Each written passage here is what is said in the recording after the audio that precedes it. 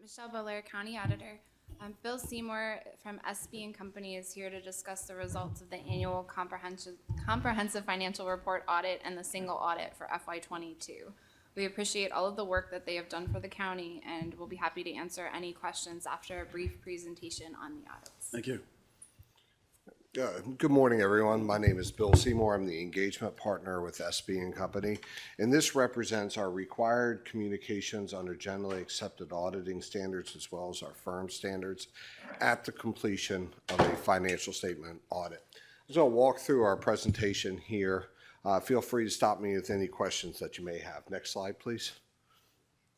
So the scope of services we were engaged to perform was an audit of the June 30, 2022 financial statements, as well as performance of the Uniform Guidance Single Audit, that is a federal grants compliance audit, an audit of the OPEB or other post-employment benefit financial statements, the review of the Uniform Financial Report, that is, takes the county's financial statements and puts them in a fit and format that works for the Maryland Department of Legislative Services, a review of the data collection form, which takes the single audit and puts it in a fit and format for the federal government, as well as any observations that we had, and then working with management on a year-round basis as issues arise or accounting items come up. Next slide, please.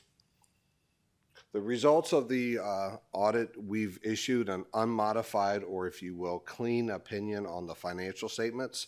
That effectively says that the financial statements as presented by management are reasonably free of material misstatements. We did not discover any instances of fraud. I would caution our audit is not a fraud audit. That would be different in scope.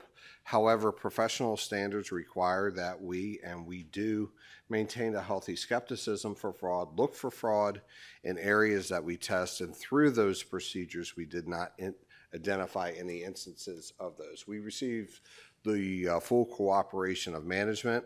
We noted no material weaknesses in internal controls over financial reporting. We did have one material weakness related to the single audit that I will bring up on a separate slide. Management did adopt GASB 87 that required the recordation of an intangible right to use as well as a liability for operating leases. Used to be operating leases were a disclosure. Those future payments were a disclosure in the notes to the financial statements. In a most straightforward way of putting it, that liability or that number that was shown in the notes now is shown on the face of the financial statements through the use of that intangible right to use asset as well as of the recordation of a liability. There are some other accounting items that go in it to make it a little bit different, but that's kind of the layman's terms for GASB 87. We noted no journal entries, no changes in the underlying numbers as presented by management, and we will be issuing a management letter at the completion of the single audit. Next slide, please. This is a pictorial of our audit approach. This audit approach is designed to identify the areas of potential risk of material misstatement. Then we look at how management has designed and operated internal controls to be able to mitigate that risk. So we test both the design as well as the operation of controls. Then through performance of various analytical procedures, substantive procedures, as well as audit standard required items that allow us to garner enough audit evidence to be able to issue that unmodified opinion. Next slide, please. So we assess controls at two levels, the first of which is the control environment. In this, we follow the COSO model of internal controls. That is the 5 interrelated components that are the control environment, risk assessment, the specific control, activities, monitoring, and information and communication. And you can see in all cases our assessment was effective. Next slide, please. We then dive down a little bit deeper to the key processes and underlying functions as they underpin the controls and processes for financial reporting. That is looking at treasury, cash investments, estimation, financial reporting, expenditures. Next slide, please. payroll, revenue, fixed assets, and grant compliance. And you can see all places we thought that it was effective. Next slide, please. The single audit, we had 5 major programs, which were Emergency Rental Assistance Program, or ERAP, American Rescue Plan Act funds, ARPA, immunization grants, Medicaid cluster, and staffing for adequate fire and emergency response. There's roughly about $92 million of federal expenditures during the course of the year.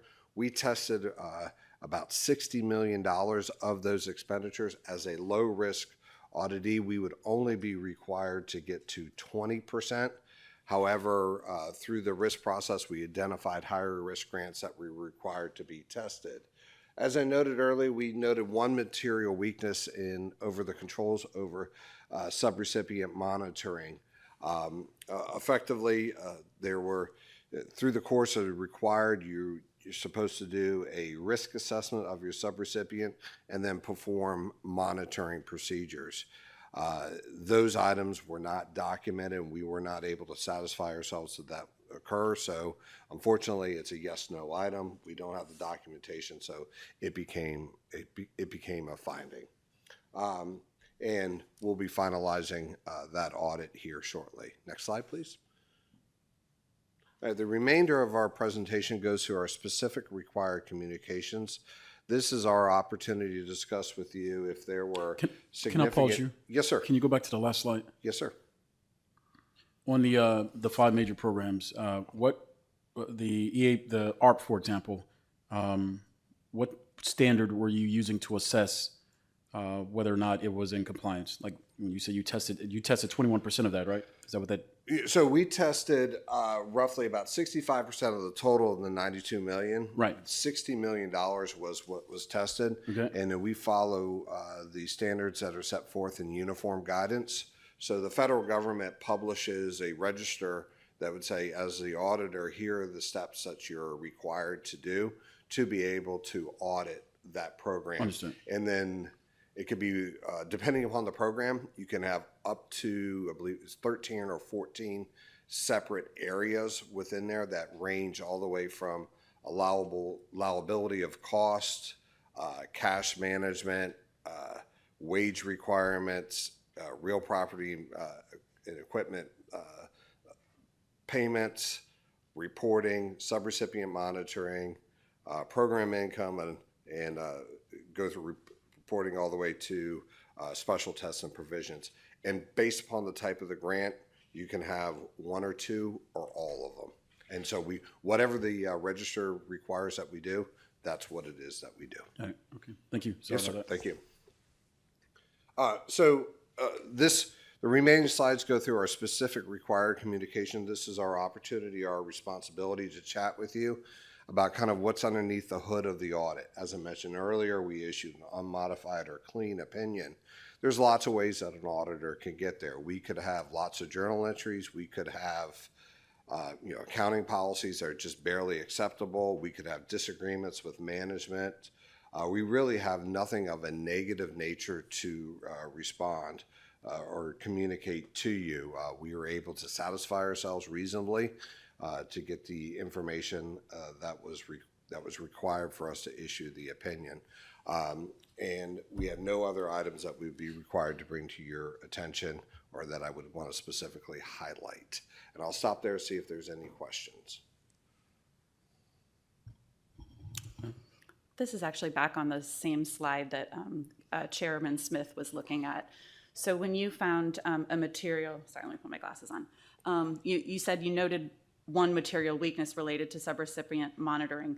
That doesn't necessarily mean that there was any issues with the subrecipients. It just means that the monitoring was maybe not sufficient. Or can you talk about that a little bit more? Yeah, absolutely.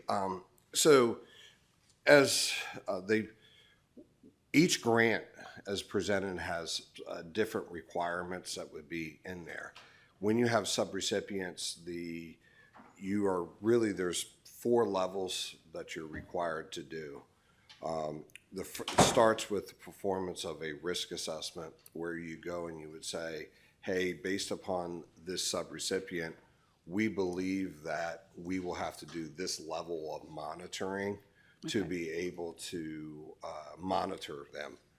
So you have that would be kind of step 1 and 2. And then you have steps called 3 and 4, which would be financial monitoring, that as they're invoicing the county on a reimbursement basis, that those invoices are being reviewed and approved before disbursement occurs. We noted that that did occur. The issue was on the front end of the performance or lack of documentation of a risk assessment and then specific monitoring that would have been driven out of that. Under the old rules, prior to uniform guidance, what the county did would have been sufficient. This was an update that was required to be there. Thank you. That's very helpful.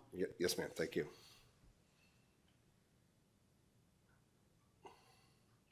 Is that it? Oh, wow. Okay, thank you. And so, Madam Auditor, what was your interpretation of the audit?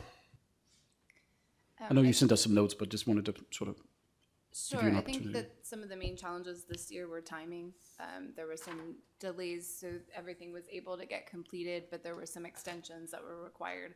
They did meet the 331 down to the wire for the single audit, which was a strong accomplishment because that had been extended through September last year. So there were no extensions available. So that was a good thing to get completed. They will have to submit an updated filing once the final testing is completed, but I think overall idea is that's unlikely to change the county qualifying as a low-risk auditee in the future, which is important. That's correct. Thank you. Thank you all for the presentation. Any other questions from? I just wanted to ask, so considering that this is, I think it's fair to describe this as except for one tiny thing that's based on a new rule that didn't actually identify any fraud, this would be a clean audit? Or what is the, I guess that's not how you that's not how you describe it. Yeah.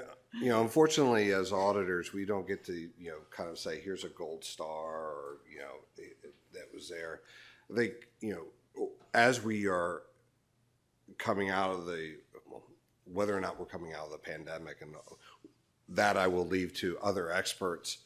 But as Michelle or the county auditor had mentioned, we went from a period where there was a 6-month extension that was allowed for the single audit to where what the Fed said is, we recognize that we probably should give another extension. However, if we continue to give extensions, we have to rip the Band-Aid off at some point.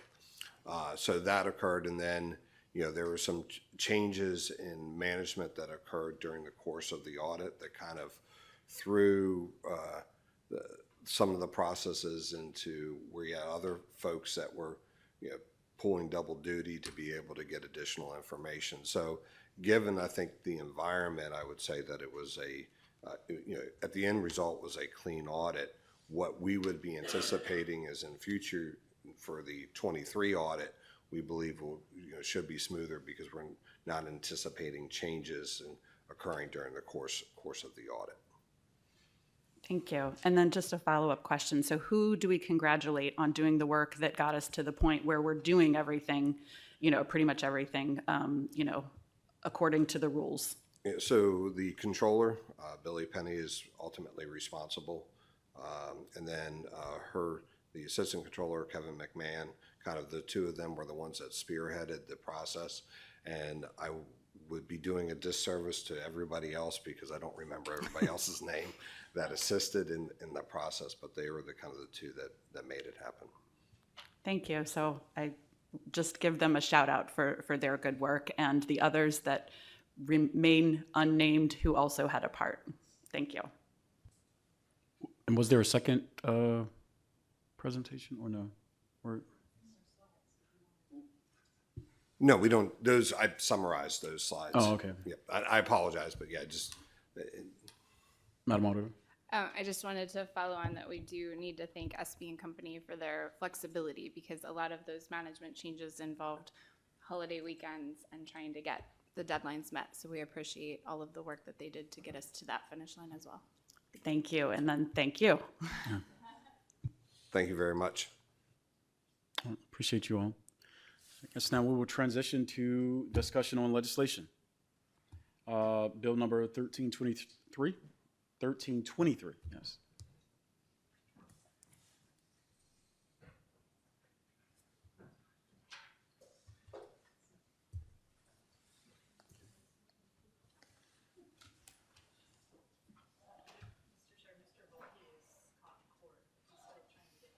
Okay.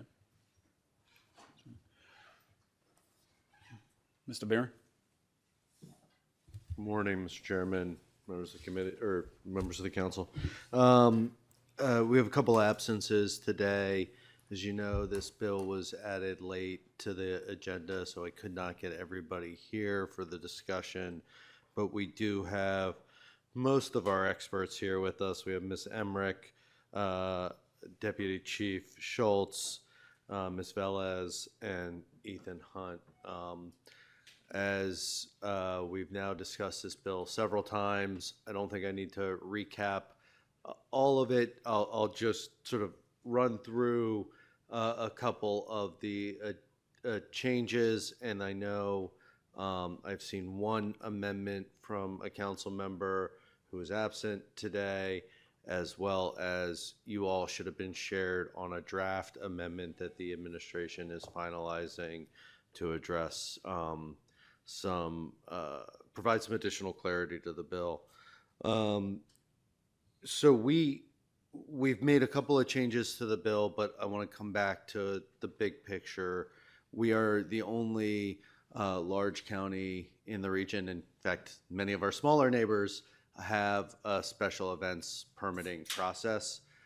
This bill provides our public safety agencies the ability to have the situational awareness to check and ensure that our large public gatherings can be as safe as possible. Can never make anything 100% safe, but it is our the rationale behind this bill is we have had large events in this county where our public safety agencies were not aware they were happening until the last minute, events that were poorly planned to deal with the crowds that showed up. So with that, happy to answer any questions or talk about the amendment the administration has prepared.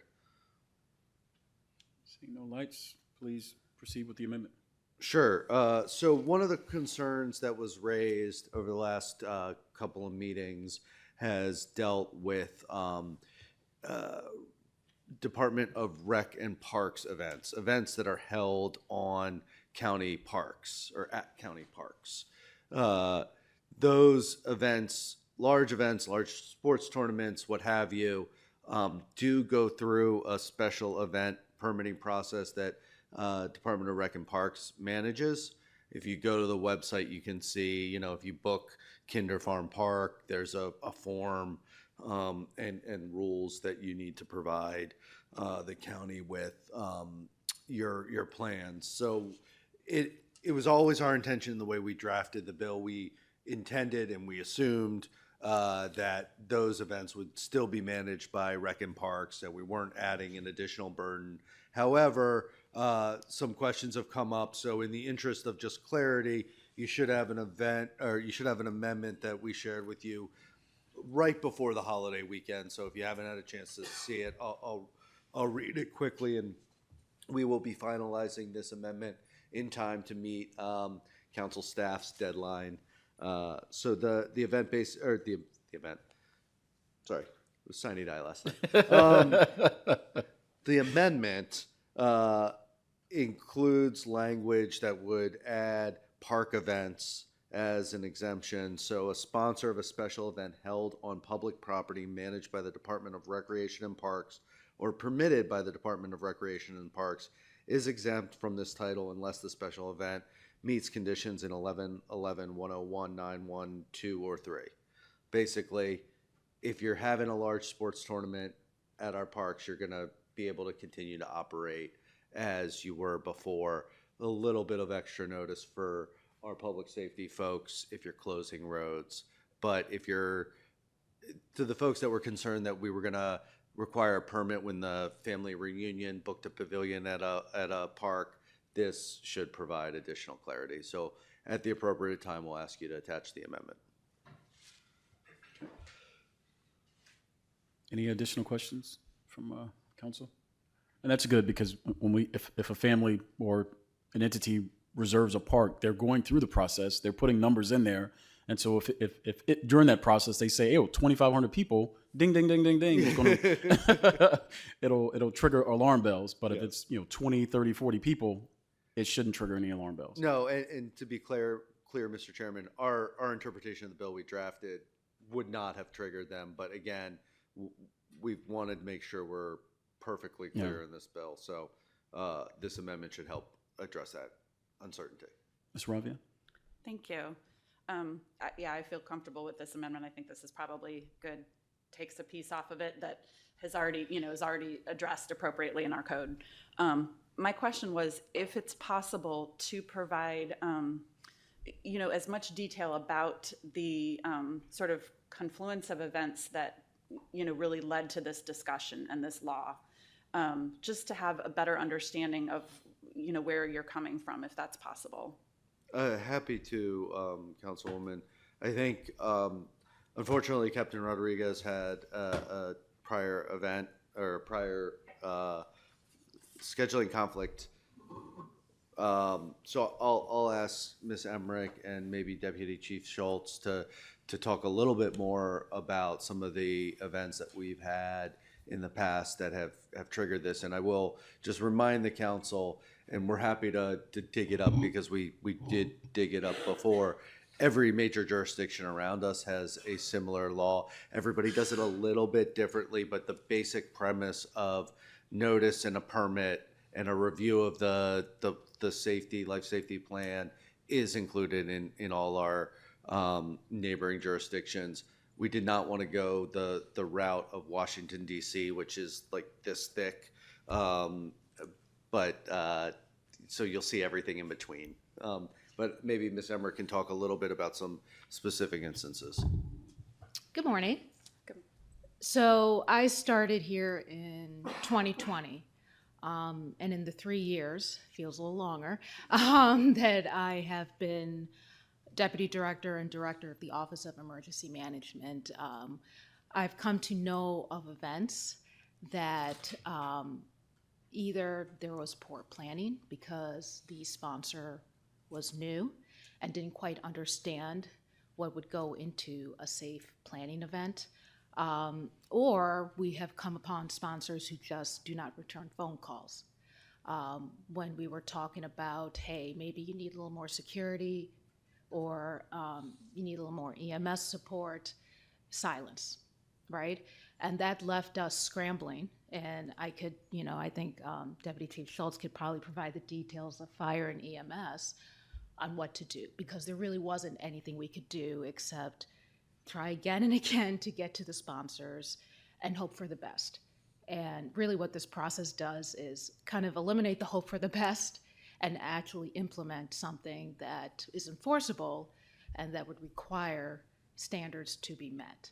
And with these events, I will say, I think it was mentioned in a couple of the last sessions, they were either rained out, a promoter got a kidney stone. So those were by luck, right? Those are circumstances that were like, okay, this event didn't proceed. We were safe this time.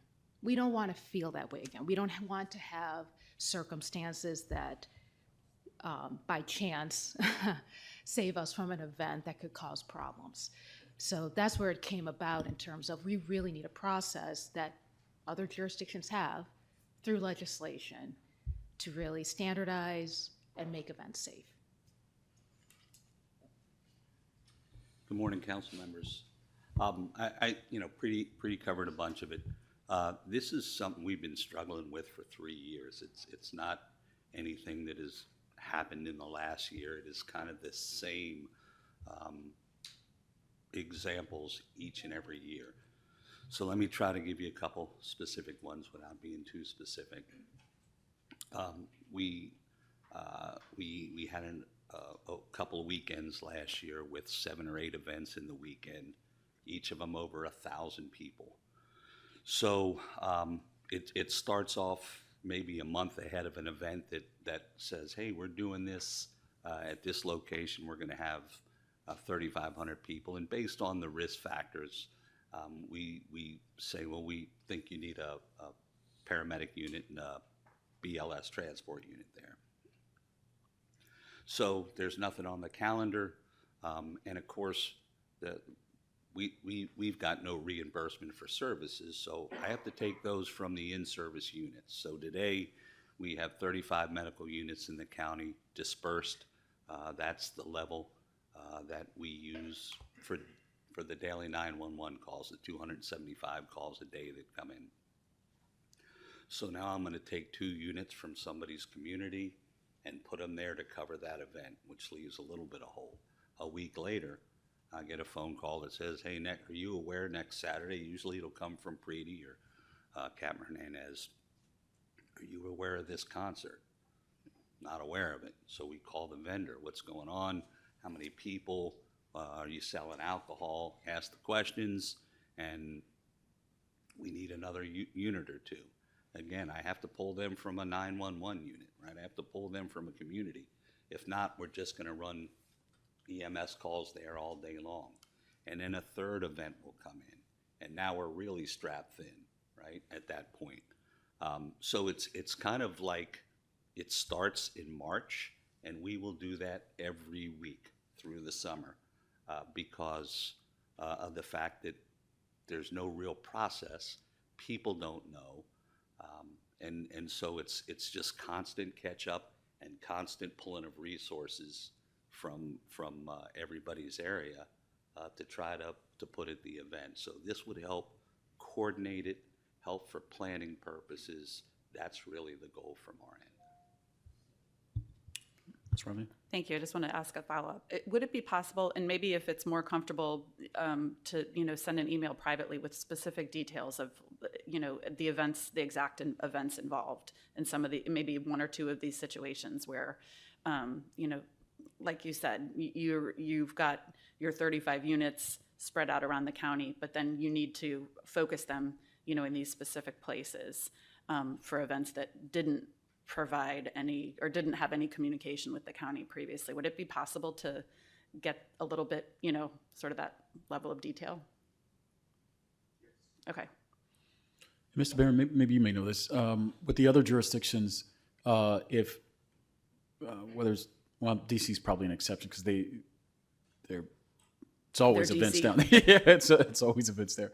Are there any other jurisdictions that also offset the cost when they provide or they attend those events? Do they charge calls to those event holders if they use? Good. Oh, I don't have the exact, but I would to the best of my recollection, I think a good portion of them do. Yeah. Again, the goal is not for the jurisdiction to provide that service. There's private EMS Right. vendors, and we Correct. encourage them. But when they can't get them, Right. but there are numerous who reimburse. It's a reimbursement Right. of overtime and then cost for the vehicles. Correct. And so the other jurisdictions have that same mechanism for, okay. Thank you. So we can, or at least I continue to hear questions, concerns about some vagueness in some of the language, and I'm going to just touch on 3 if that's okay. In section 1111-104, number 5, it says the sponsor's unable to safely control the anticipated number of spectators or participants.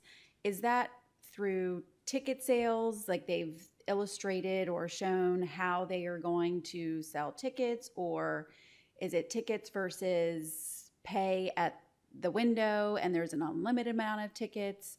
What are you looking for with that?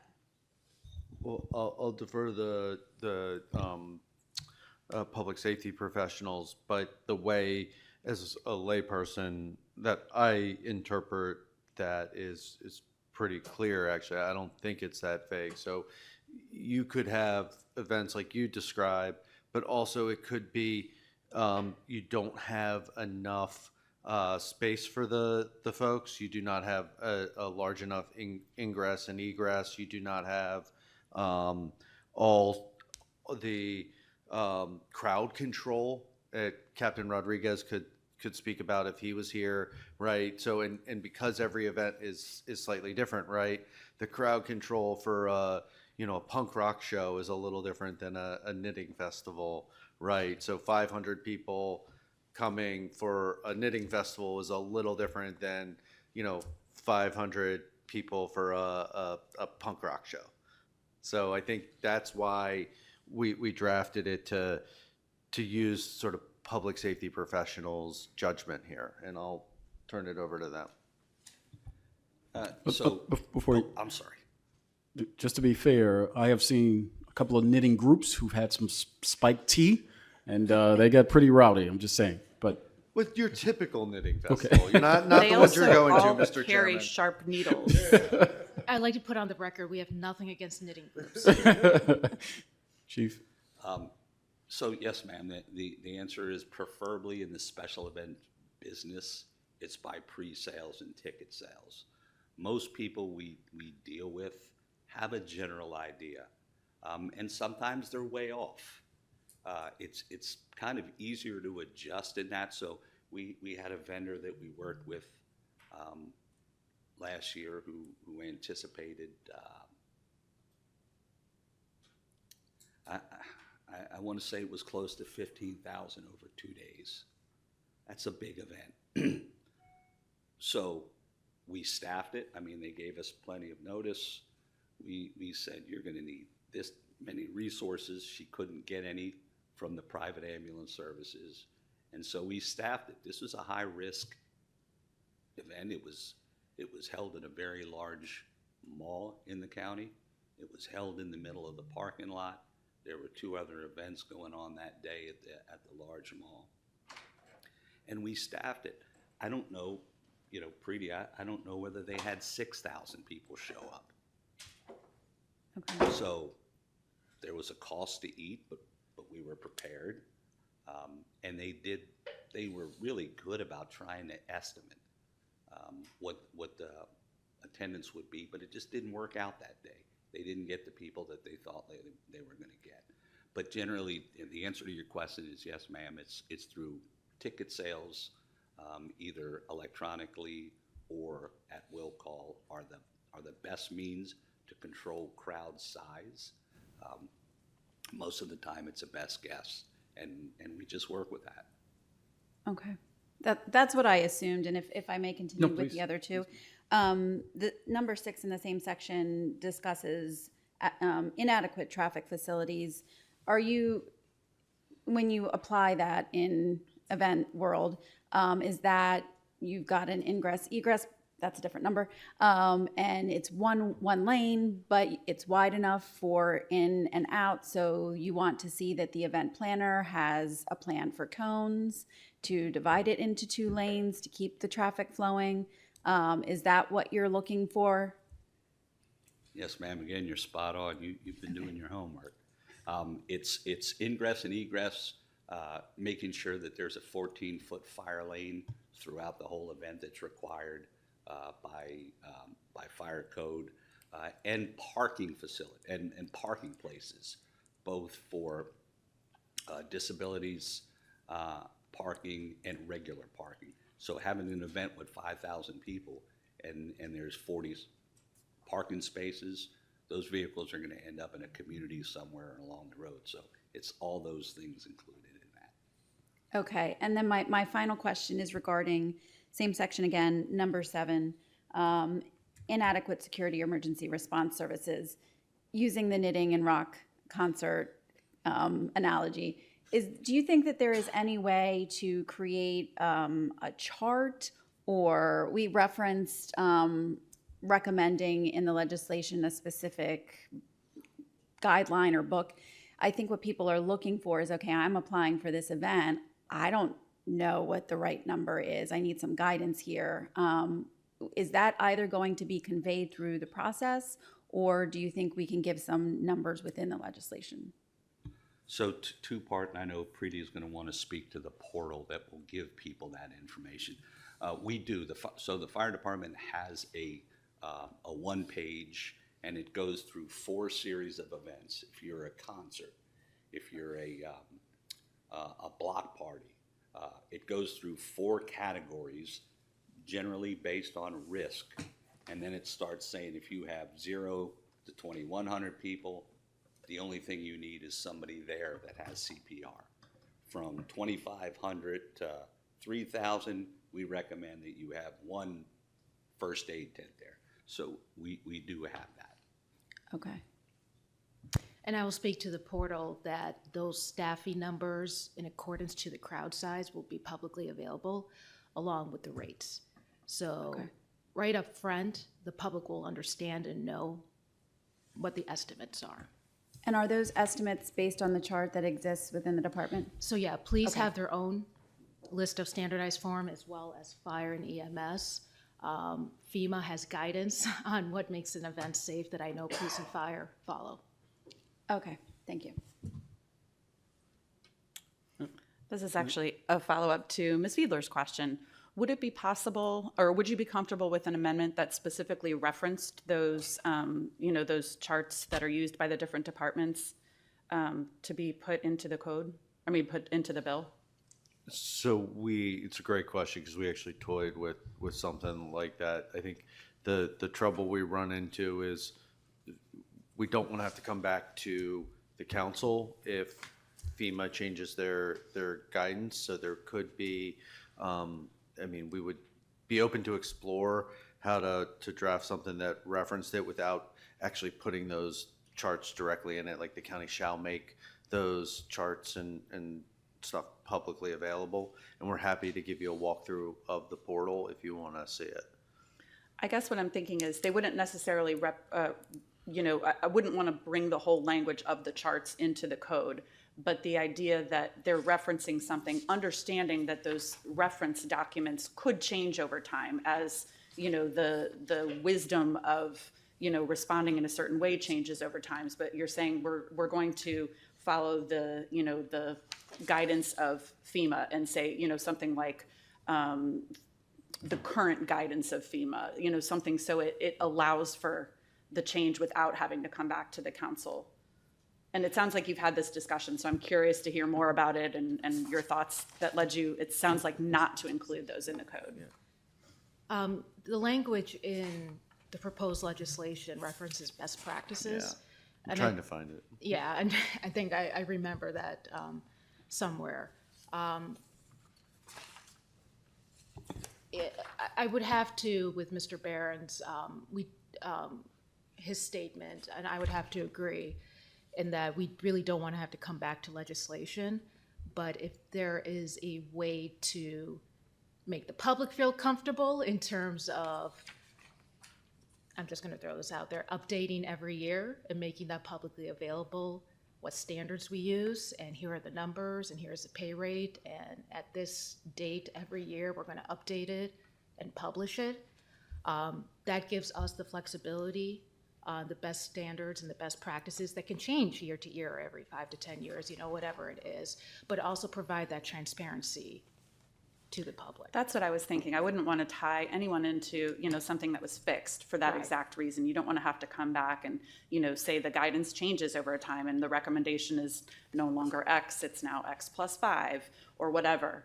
But it's referencing something that we know is created by, the experts in our very own departments or experts in other organizations, but with an idea that, with an understanding that it could change. And like you said, you mentioned pay rates, for example. Obviously, those are going to change over time. And if I can finish my thought. Please. I will say that I know Fire, Police, Office of Emergency Management, every year there's educational classes, there's trainings, there's exercises on what those practices are, because we understand that they can change time to time and we want to be best prepared.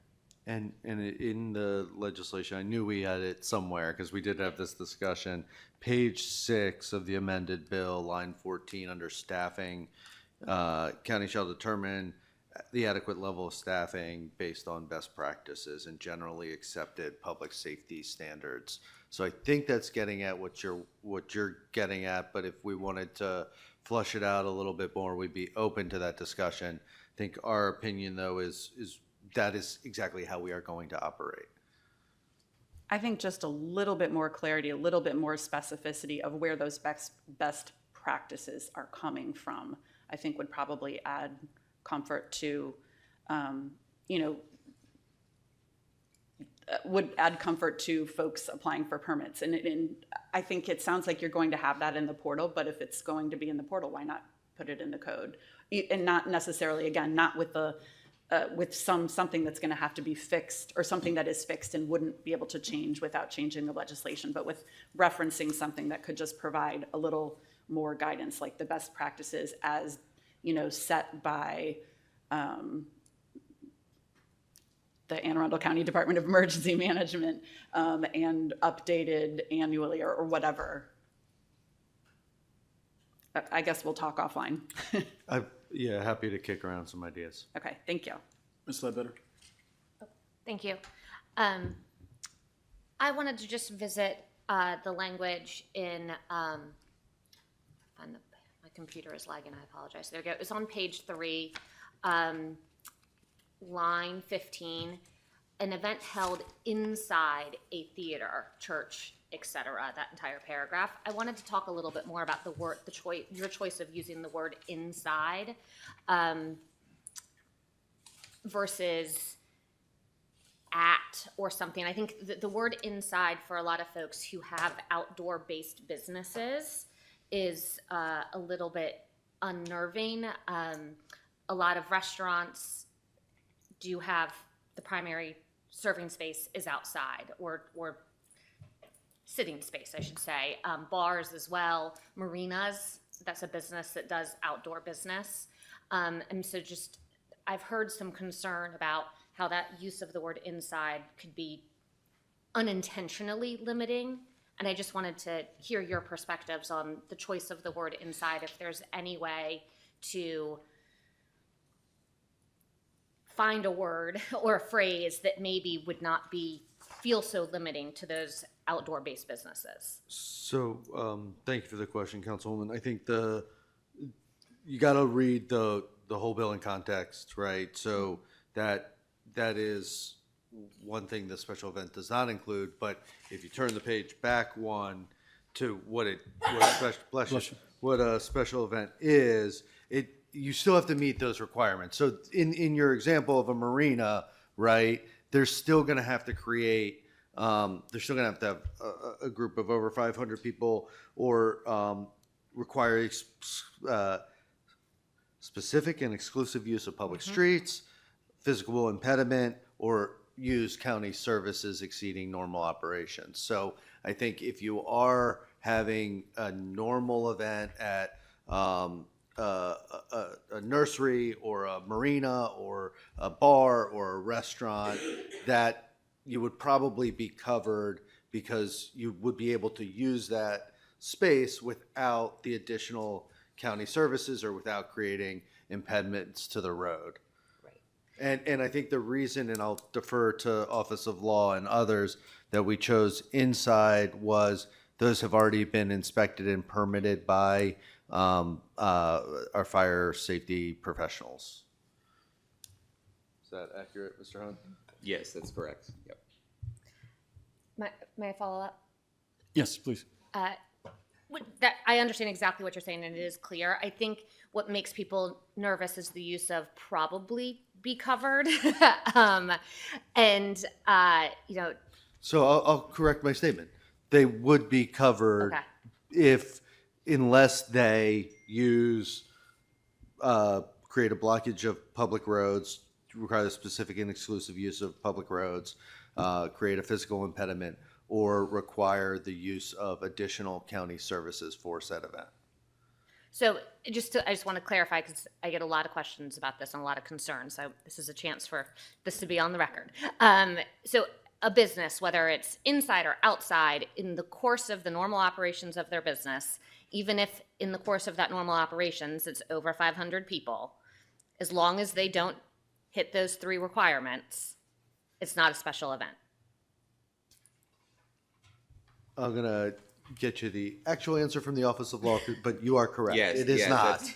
That's correct. And the other thing about a special event too, it's something that's not planned or doesn't have regularity or permanence. It's on a limited set of days. So businesses are normally open 5-7 days a week, And I right, think- throughout the year. I think that's another spot where I've had some questions, is that regularness or permanence? Because a lot of these more outdoor-based businesses, if that's interpreted as throughout the year is what requires regularity and permanence, then if you're an outdoor-based business, you're not open throughout the year. Right. Or you're not open if there's bad weather and things like that. So I think maybe a little bit clarification on what regular and permanence means, because I think there's some confusion about that as well, is that some folks are interpreting that to, like I said, to be throughout the year, whereas we're talking seasonal here. Again, just going back to this, and I'll be clear and more precise with my language, as long as that event doesn't use additional county services, does not close or block all or part of a road, they would not be subject to this bill. Now, say you are having a business and they're having a large, grand opening or something like that, where they plan to bring 1,000 people in and they're going to need to shut down a road. There are other provisions in this bill that I hope give them the assurity that the county is not going to shut them down. They are going to have to fill out a permit, give us the awareness, because they are blocking or partially blocking or using county services, and our public safety agencies need to know, and they need to be able to manage that, and they need to check and make sure that the organizer of the event has taken the appropriate life safety measures to deal with that size of a crowd. So your regular weekend outdoor barbecue, right, is not going to fall under this. If they are having a, chicken wing eating contest, which is an event that has happened in the county, they, sounds like a lot of fun, brings a lot of people, uses additional county services, they're going to have to get a permit. That permit, based on an administration amendment at the last meeting, we have to respond quickly. We have to review it. Before we deny it, we have to give the organizer the opportunity to remedy any issues. I think you've heard from our public safety officials, our policy has always been to try to get to yes. We want to get every event to happen in this county, but we need to make sure that our public safety professionals have the information and the tools to ensure that we can make them as safe as possible. Thank you. All right, seeing no more lights, thank you for this opportunity.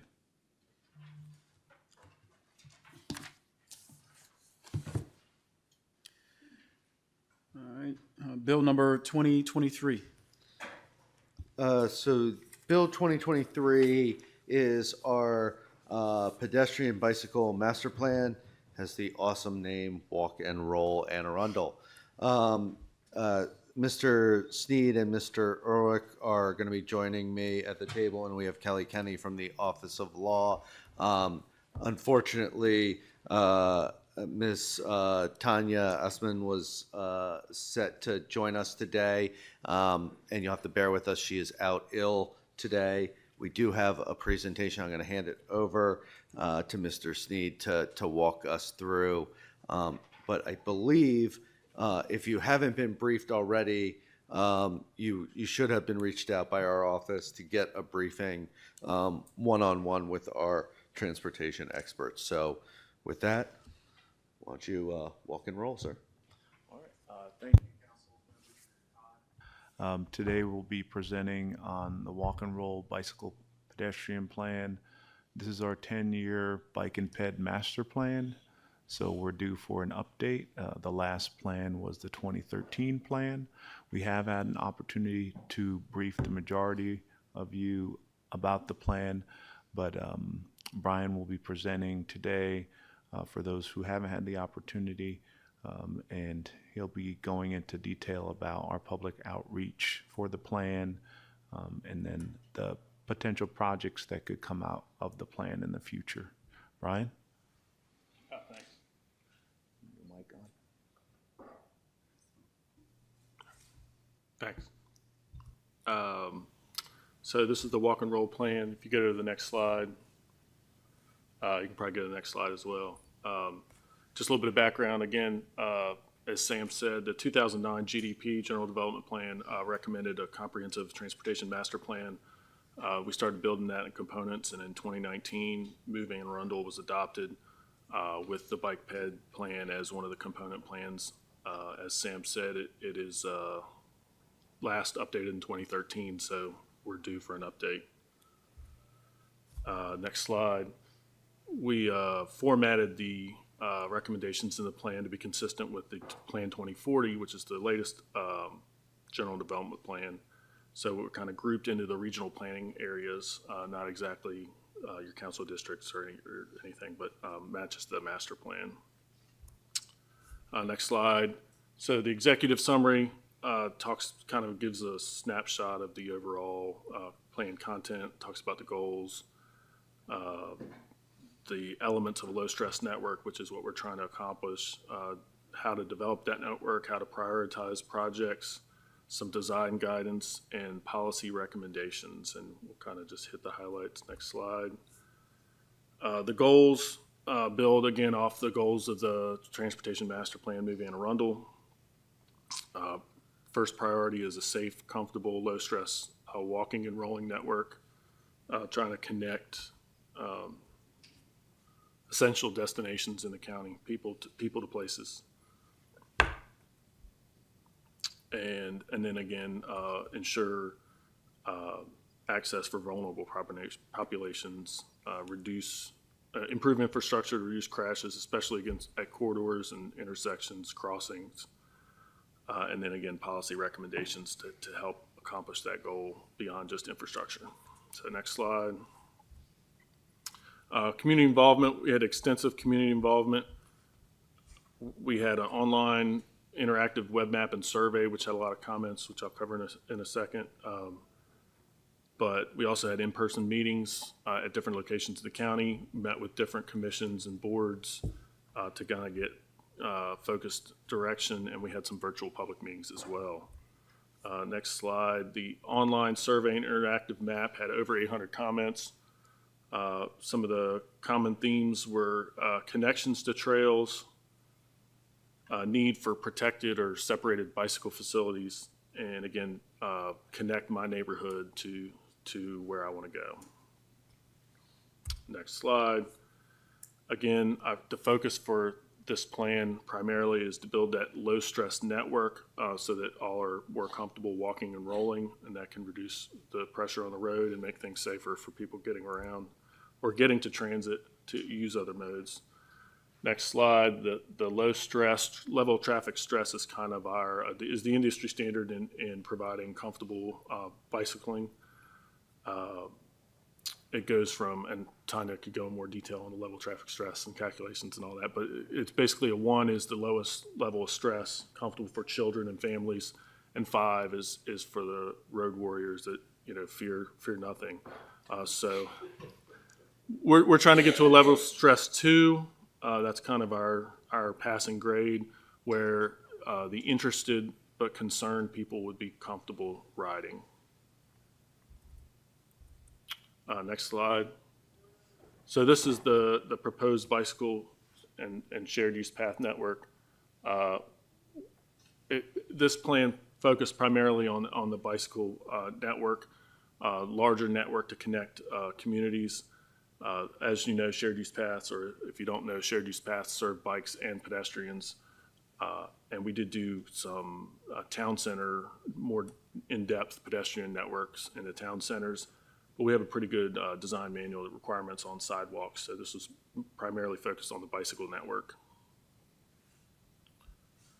Next slide. And again, after we developed the network, we figured out how do we need to prioritize the improvements.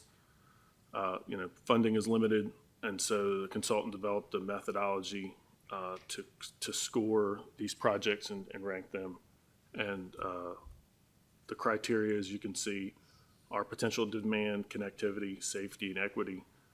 They were evenly weighted for our first round of scoring. We can tweak that in the future if we need to. And then cost was not part of this calculation. It's just part of the decision-making process after you have kind of what scores the highest, look at this cost and see what can be done. So next slide. The costs are planning level costs. It's high level cost, considers, length, terrain, lighting, retaining walls, major structures. It doesn't include utilities or right of way. Again, it's high level. Without designs, you can't get a complete accurate picture, but it'll give you order of magnitude and kind of comparative cost between projects. So the next several slides are each of the region plans. One thing about the costs, we kind of summed up some of these. These are the high priority projects in the different region plans. One thing I'll mention is some of these projects show up in more than one region plan. If they cross the boundary, the costs are, the same project is listed twice and the cost is listed twice, even though, for example, the first one, Ritchie Highway from the county line to Maryland 3 Crane Highway, crosses two region plans. So you can't necessarily just add up all these region plan costs to get the total, but we can provide that if you're interested. So the first one is region plan 1 or 2. There's 2. I mean, I don't know if we need to go through every detail, but you can see the high priority projects in each of the region plans. And it's the major corridors and primarily shared use paths on the major corridors. And I think if you go through, as you go through, you can kind of see what we're looking at there. We're looking at also crossings. And in this particular case, region 5, the crossings are the B&A trail, WB&A trail, crossing the road to make it safer for people utilizing that trail. And then in some of the other areas, I think if you go back to, I think it's 4, it's trying to connect those communities to the B&A trail, and crossing Route 2 is a big priority for people and something we want to make sure we do safely. I can keep going through the region plans, stop if you want to ask any questions, but you can look at the maps and see the high priority projects. And again, Route 2 is in Region Plan 8 and 9, a big, long project. Route 2 bisects those 2 region plans, so it shows up twice.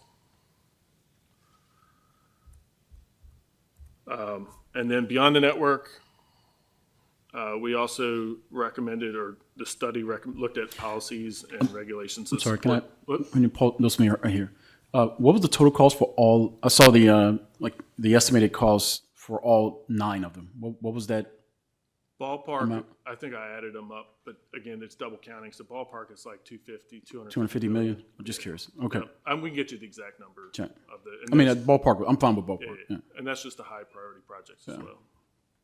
And some of the costs will obviously be footed by the state because large portion are in state roads, so it's not completely county general fund costs that would cover. Check. Yeah, and so there's a number of policy recommendations in order to implement the plan. One of those would be, recommending increased funding going towards bike and ped and safety projects consistent with Vision Zero. Vulnerable users are more, walkers and bikers are more vulnerable. And as we've seen in the county this year, there's been quite a few accidents. Also recommended updating county standards and codes such as APF to include kind of a multimodal component, incorporating complete streets into both the code and the design guidelines, reevaluating scenic and historic roads, which currently act as a barrier to multimodal infrastructure, looking at requiring frontage improvements such as sidewalks that was previously in the code prior to 2005 during the development review process, improving access for people with disabilities, incorporating safe routes to school as a program in the county and getting kids to and from school safely, and then again, maintaining our infrastructure and keeping that working relationship with the state. As Sam said, there's a lot of state roads and state projects, and we've had a good history of getting funding, and we want to continue that. One more thing, that looked at some kind of design guidance, typical sections to kind of include complete street principles. So recommendations for an update to some of the design guidelines that we have. And then lastly, there's performance measures to kind of track our progress, kind of like the general development plan has performance measures to track the progress of the plan in all components. And Move Anne Arundel has performance measures associated with it as well. This bike ped plan also has specific bike ped performance measures to kind of guide or score our progress as we go through trying to implement these improvements. And I believe that's it. Yep. So if you have questions, comments, concerns. Ms. Ledbetter? Thank you. Would you mind going into a little bit more detail about the policy recommendation around reviewing or reevaluating the scenic and historic roads?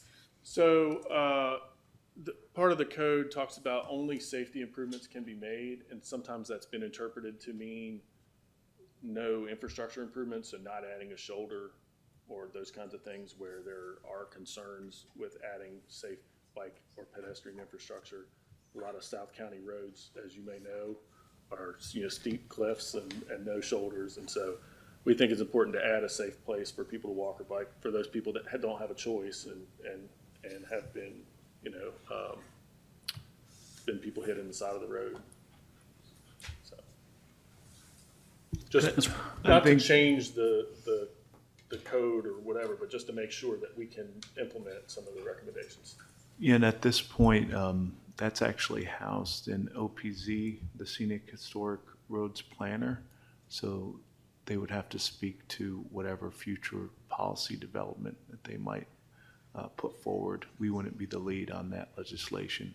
As with a large portion of legislation, since it's land use space, it would fall under their purview, Office of Planning and Zoning. And just to add a cherry on top of that point, this is the plan. It does not change the Scenic and Historic Roads Code. So these are recommendations for us to look at that would have to come back before the council in a separate piece. Yeah, understood. And thank you for the clarifying explanation. It's really helpful. Ms. Robin? Thank you. So you actually touched upon my main question quite a bit, is how you work with when there are state roads involved, because throughout the county, a lot of the roads that I think of as falling in that higher stress are indeed state roads. So how does that process work? And it sounds like you said you had a good relationship with the state in terms of getting those projects funded, but I'm just curious if you could describe it a little bit more and tell us how do we get safer paths on Route 2, for example? So there are a combination of ways that we interact with the state. We have quarterly meetings with SHA, and then we also have monthly meetings. During those meetings, we speak about our state projects such as Route 2, Route 3, Route 214, 175, 170, so on and so forth. There are a lot of numbers. But different funding categories usually dictate how we interact with them. For example, there are specific sidewalk funding categories, so we may apply for a grant to fund a portion of sidewalk along a road, but then there are also roadway funding categories where they will include the right-of-way and the sidewalk or shared use path as part of a larger project, like on Route 2 or Route 3, what we're going through right now that Brian explained. So it really depends on project type, whether it's a targeted small segment. We might use a specific grant to cover that and work with the project manager from the state as design progresses. And then they typically involve the public at about 30% design, and then they'll engage the community and talk to them about their wants and needs for the project and give them a base level design to look at. So there's pretty extensive involvement with project development from the start with our team, primarily Brian and sometimes Tanya, depending on if there are bike ped elements in the project, will attend those regular meetings to push projects forward. Thank you, Mr. Chair. So on page 98, within the design section, I see the buffer street trees identified. This may have already been addressed in prior years, but I see all over the 5th District, and I'm sure my colleagues see it in their district, street trees that have damaged sidewalks, and I'm seeing patchwork being done almost routinely, including whole replacement of sidewalks. Has there been a change in the type of tree or the width of the street tree area to prevent this from being an ongoing occurrence? So I'd have to defer to DPW and the design manual. There's a landscape manual as well as far as what trees are appropriate for the grass strip for the street trees, and they're responsible for maintaining those. And I believe they do replace if the tree is the cause of the uprooting of the sidewalk, they replace it. But I can't speak to. I mean, I know they keep that list up to date, but I don't know if they've made any major overhauls. Okay. And the state does something similar. What trees are appropriate for that buffers in. Great, thank you. Yep. Seeing no more lights, thank you all for answering our questions on 2023. Now we'll forward on to bill number 2123. Thank you.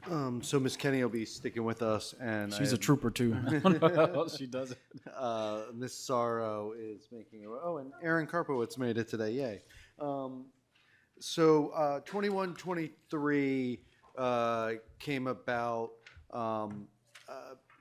to ensure that the county is in compliance with certain federal HUD rules, so that we would be eligible for certain dollars. So we're conforming our code to match those federal requirements. The current code, this is for housing for the elderly of moderate means.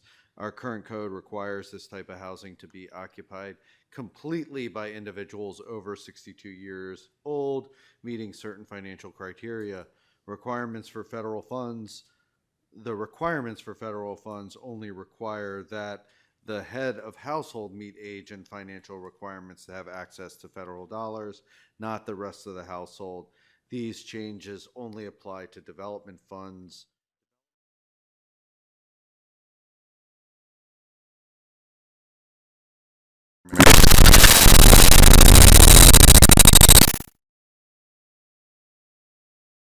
Ensure that certain projects are able to move forward and access federal dollars. So we all know housing for elderly of moderate means is a major priority of this administration, as it is for members of the council, as we've worked on numerous bills addressing these issues. So at the appropriate time, we'll ask you to pass this bill. But in the meantime, any questions, we're happy to answer. Ms. Fever? Thank you. I assume the answer to this question is yes, but just to confirm, would that also include school-age children could live in? Yes. Okay. Only if thank you. Only if the head of household is an elderly person.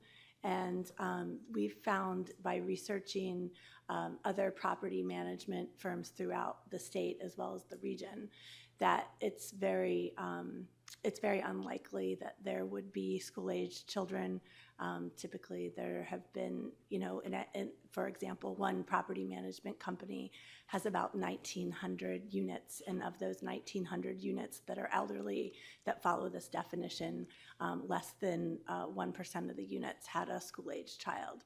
Typically, it would be someone who is under kinship care on a temporary basis with the older head of household. Okay, and if I may continue. Please.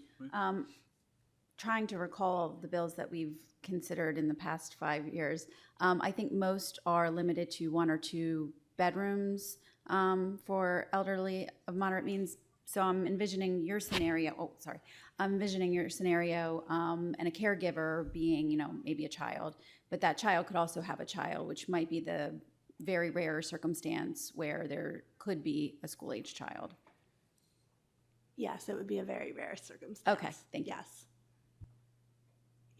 And you're right, it's typically 1 and 2 bedroom units. We have one project in the pipeline now that is actually coming against this. They need this federal funding that's coming through Maryland DHCD, and all the bedrooms are 1 or 2 bedrooms.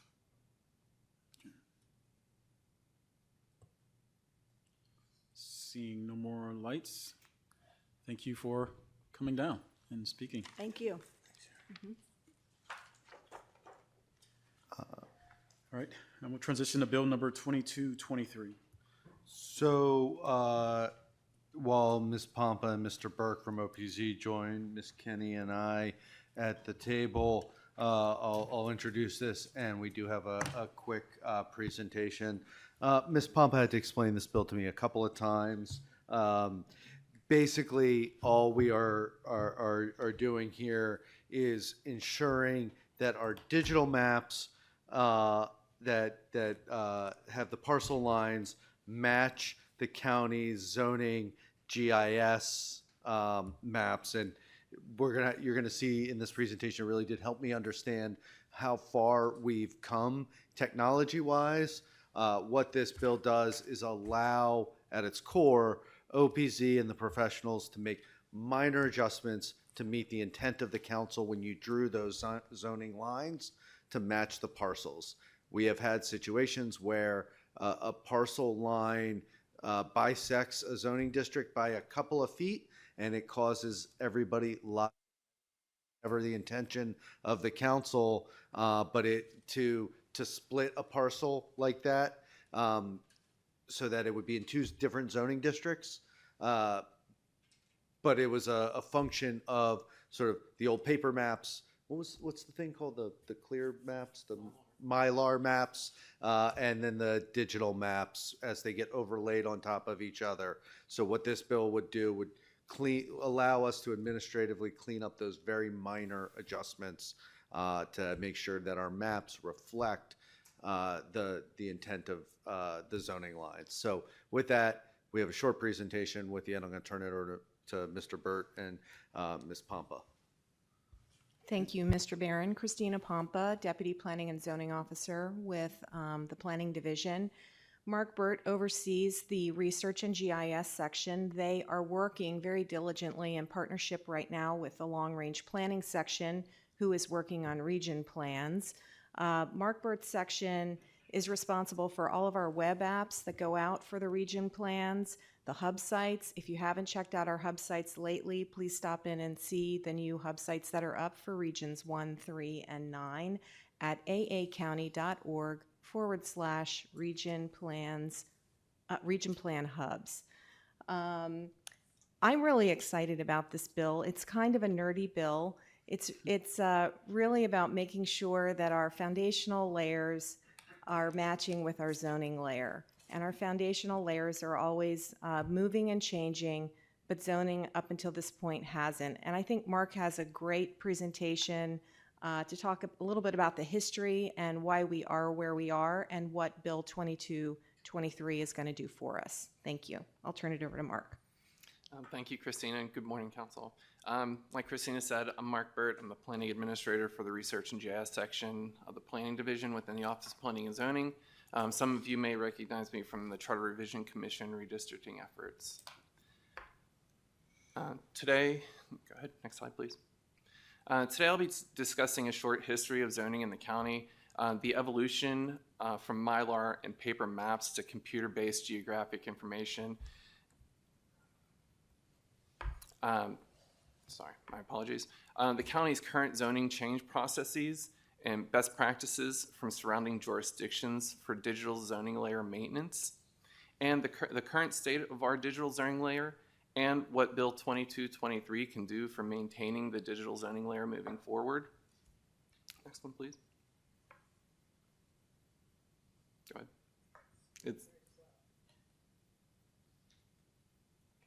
There it is. All right. Not a problem. So what we see here is a timeline of zoning in the county, including any legislative changes.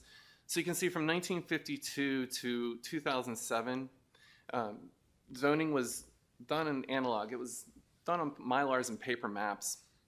With the passage of Bill 7510 in October of 2010, Anne Arundel County then went into the digital age with their zoning layer. Excuse me, you can see up till today in April 2020, we have 3 region plans going on currently and 3 starting up, and we'll be moving towards our 5th rezoning here later this year. And good, hit it again. Okay, so starting with the first zoning code in 1952, zoning was represented in Mylar or clear film maps. These maps were overlain on top of other Mylar tax maps to hand draw areas of rezoning. That map was copied to paper, and changes were hand colored on the map. Notation was then added and was notation was added to the map to relate information about a particular area. And then that final refinement led to the zoning changes being submitted to council. Okay.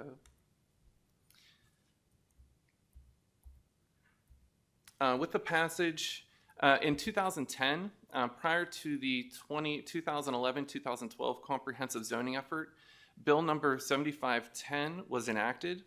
It created the Anne Arundel County digital zoning layer and authorized how changes could be made to the digital zoning map, laid out the processes for zoning district line adjustments and administrative zoning district line adjustments. This bill moved zoning into the digital age. Okay, with the move to computer-based geographic information systems, geographic data has become readily available and refined in accuracy. Plats of record can be and are required to be referenced in horizontal space, allowing for parcels to be digitized or drawn in. This has increased the accuracy of the foundational data like parcels or street center lines. Next, please. That's okay. So let's take a look at current practice. Currently, there are 4 authorized ways to change the digital zoning map. The first is by comprehensive zoning legislation enacted by the County Council and certified by the administrative officer to the County Council. The second is by zoning authorized as by 1816-303 and upon final decision by the administrative hearing officer and certified by the planning and zoning officer. We know this is piecemeal zoning, rezonings. The third is by district line adjustments as authorized by 18-107 and certified by the administrating officer to the County Council. Here, OPZ can propose changes that, if adopted, would adjust the zoning district line on the digital zoning layer to follow a lot line, road, river, or other clear boundary when the existing line approximately follows the lot line or other clear boundary, but does not follow precisely because of a drafting error or because of information on the digital layer was corrected based on new survey or other improved information. The fourth way is by administrative zoning district line adjustment as authorized by 18-108 and certified by the planning and zoning officer. Since the digital zoning layer is only updated through these avenues, it has remained virtually static since its creation. To learn how other jurisdictions or surrounding jurisdictions manage or maintain their digital zoning layers, we reached out to a few of them. In Howard County, the Department of Planning and Zoning and the Department of Technology and Communications work together to keep their parcel and zoning lines aligned. They're able to make minor changes to their zoning district map lines when parcels are added or updated. This process began after a comprehensive zoning effort in 2013. In Prince George's County, their county code authorizes the planning director to correct errors in the zoning map and establishes principles for interpreting the zoning map, following parcel boundaries, roads, and waterways. The Information Management Division manages alignment by maintaining a working copy of the digital zoning layer that is edited to reflect any changes in their parcel layer. These edits are then added to their official layer once a month. In Queen Anne's County, to deal with registration areas, Queen Anne's County GIS professionals edit a working copy of their digital zoning layer that is kept in alignment with parcels when parcel lines are updated with new plats or improved legal descriptions. The authority to make these changes is based on the interpretation of zoning district boundaries in the Queen Anne's County Code. And lastly, we reached out to the city of Baltimore, who transitioned to a digital zoning map after a comprehensive zoning effort in 2017. A clause was added to the city's code that that allows for administrative corrections to the digital zoning map that enables city staff to fix map errors. They avoid slivers or these misalignment issues between the parcel and zoning layers by adding an attribute to the parcel layer and keeping a citywide zoning layer. Okay. Next, I'd like to talk to you about these misalignments with the foundational data. So when foundational data like parcels or street center lines are updated, and parcel-based data like zoning is not updated simultaneously, misalignment will occur, resulting in zoning slivers. And what these slivers are just small pieces of zoning that overlaps or has moved off the parcel line where it should be. Next one, please. Oh, cool. Right on. Yep. Thank you. A comparative analysis between the digital zoning layer and the parcel layer was conducted, and 5 general types of misalignments were identified. The first type were complex misalignments, and these are elaborate, complicated misalignments which will require additional research in order to determine how they should be corrected or manipulated. The second one was open space zoning. Open space zoning applied to mapped floodplain. And these are zoning and parcel misalignments related to the open space zone and platted floodplain boundaries. So you have an overlap of the floodplain on a parcel that creates that misalignment of zoning.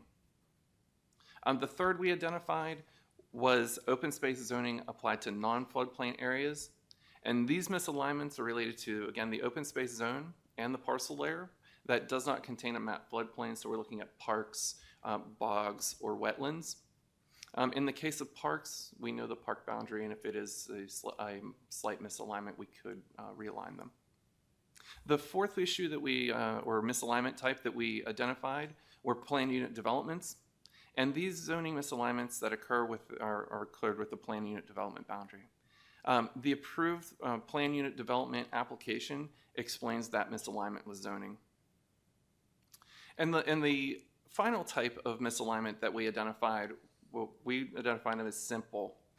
And these are the easy, uninvolved, and apparent misalignments that which can be easily detected and fixed by a GIS data editor.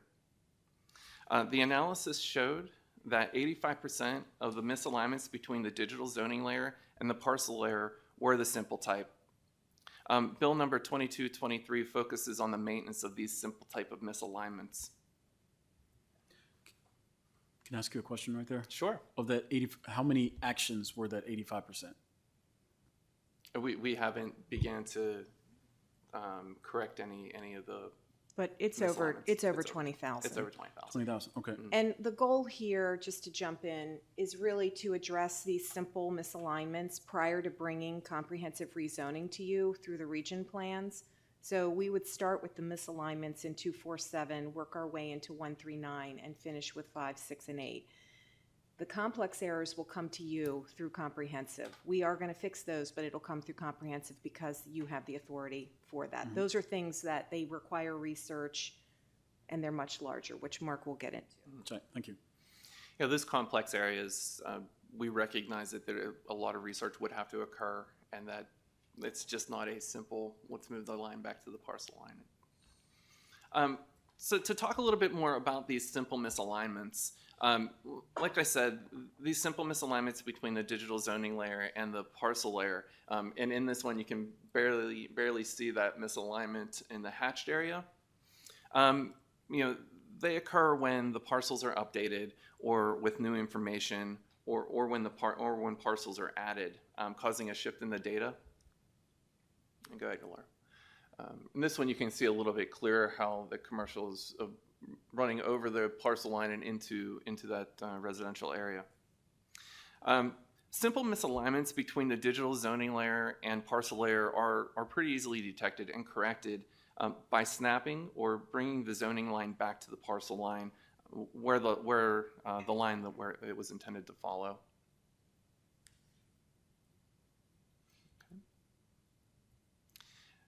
And in closing, I'd just like to talk a little bit about how we can maintain the digital zoning layer and the benefits that we could see from Bill 2230. 2223, my apologies. Man. I know, right?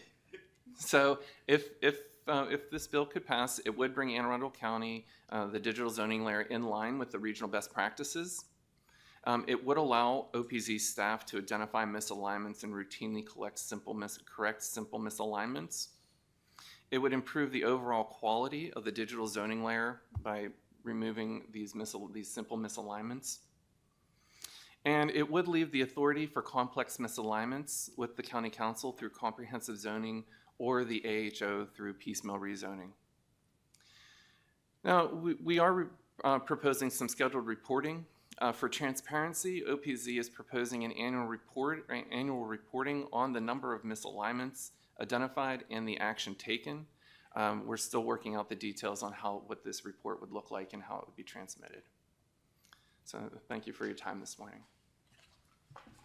I was actually going to ask if an annual report could be produced to actually annotate. So one, there's documentation. When you update these maps indoor, is there like a printed version that's created and certified just to have on the record, or is everything going to be digital? As far as I know, we don't have the paper maps that are certified like we have pre-2010. Getting a head shake from Laura. Yeah, so the digital zoning layer is the official zoning layer for the county. Where do we store? We have a server here within Anne Arundel County, or is it a cloud-based solution that we use? Server-based, and we do have cloud solutions that serve out the data. So you have redundancy both? Okay, all right. Thank you. Yep. Thank you. I was just going to say, after seeing the Mylar and paper maps process, I think I understand why comprehensive rezoning was only done every 10 years. That is true. Any additional questions from the county council? Seeing none, thank you all. This was informative.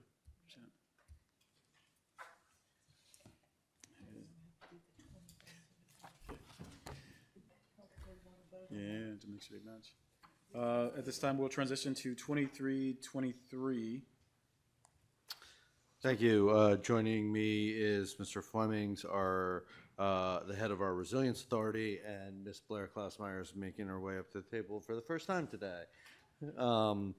So I think we'll call this Bill 23 squared.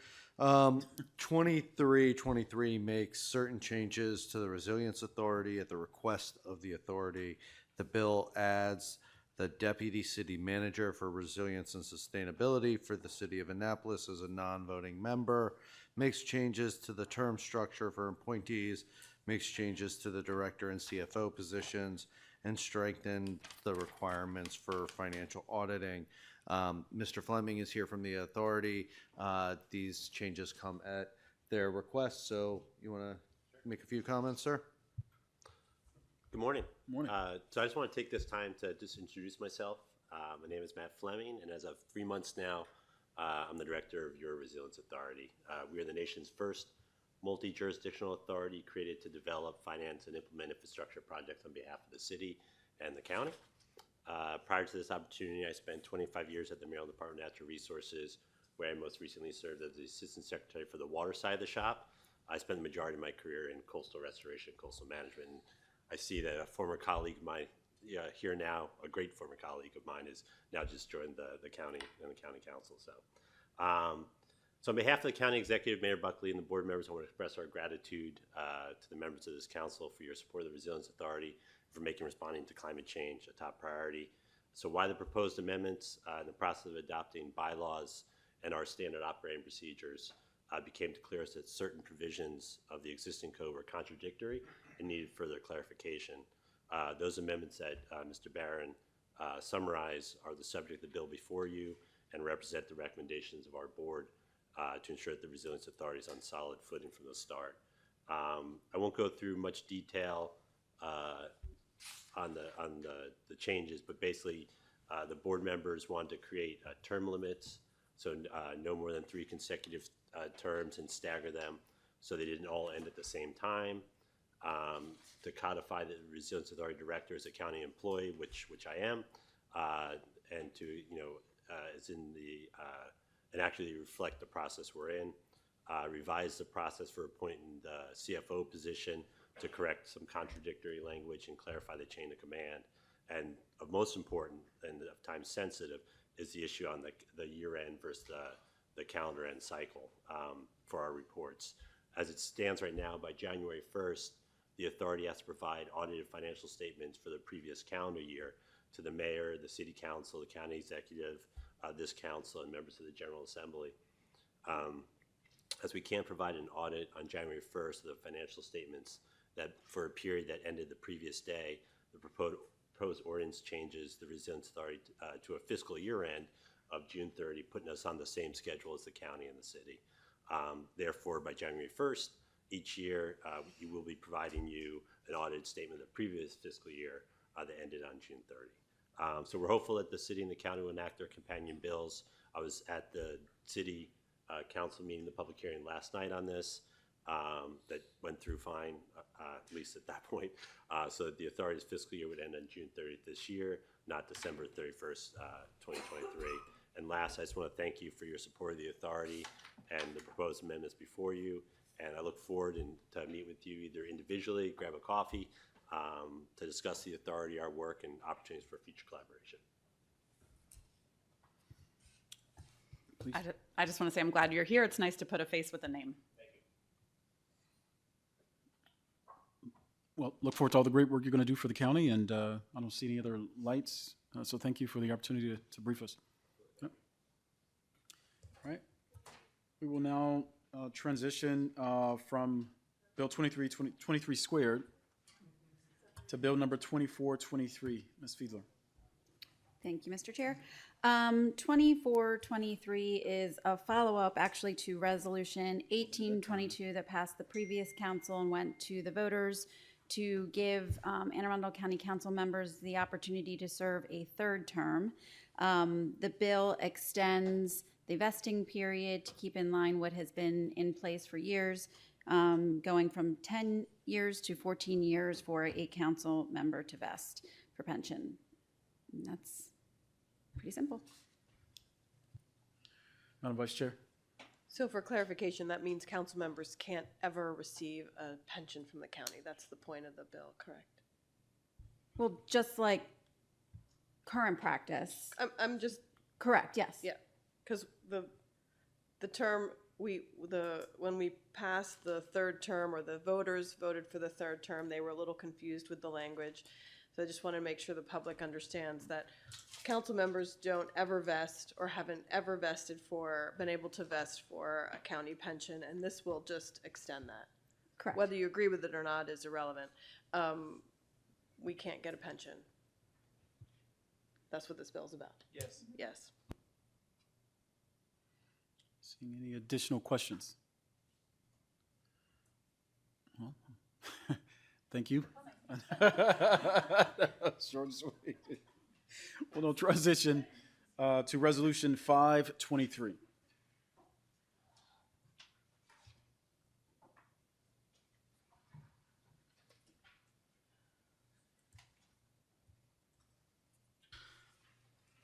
Joining me at the table is Ms. Nieder from the Office of Law and Mr. Daniels from Real Estate. 523 approves a designation of 0.34 acre property located near 100 Summit Avenue in Glen Burnie as surplus property. County Real Estate Office has canvassed all county agencies and have identified no county need for this property. Surplus designation is the first of the county's two-part legislative process for surplusing property. After adoption of 523, the county will conduct appraisals and solicit bids.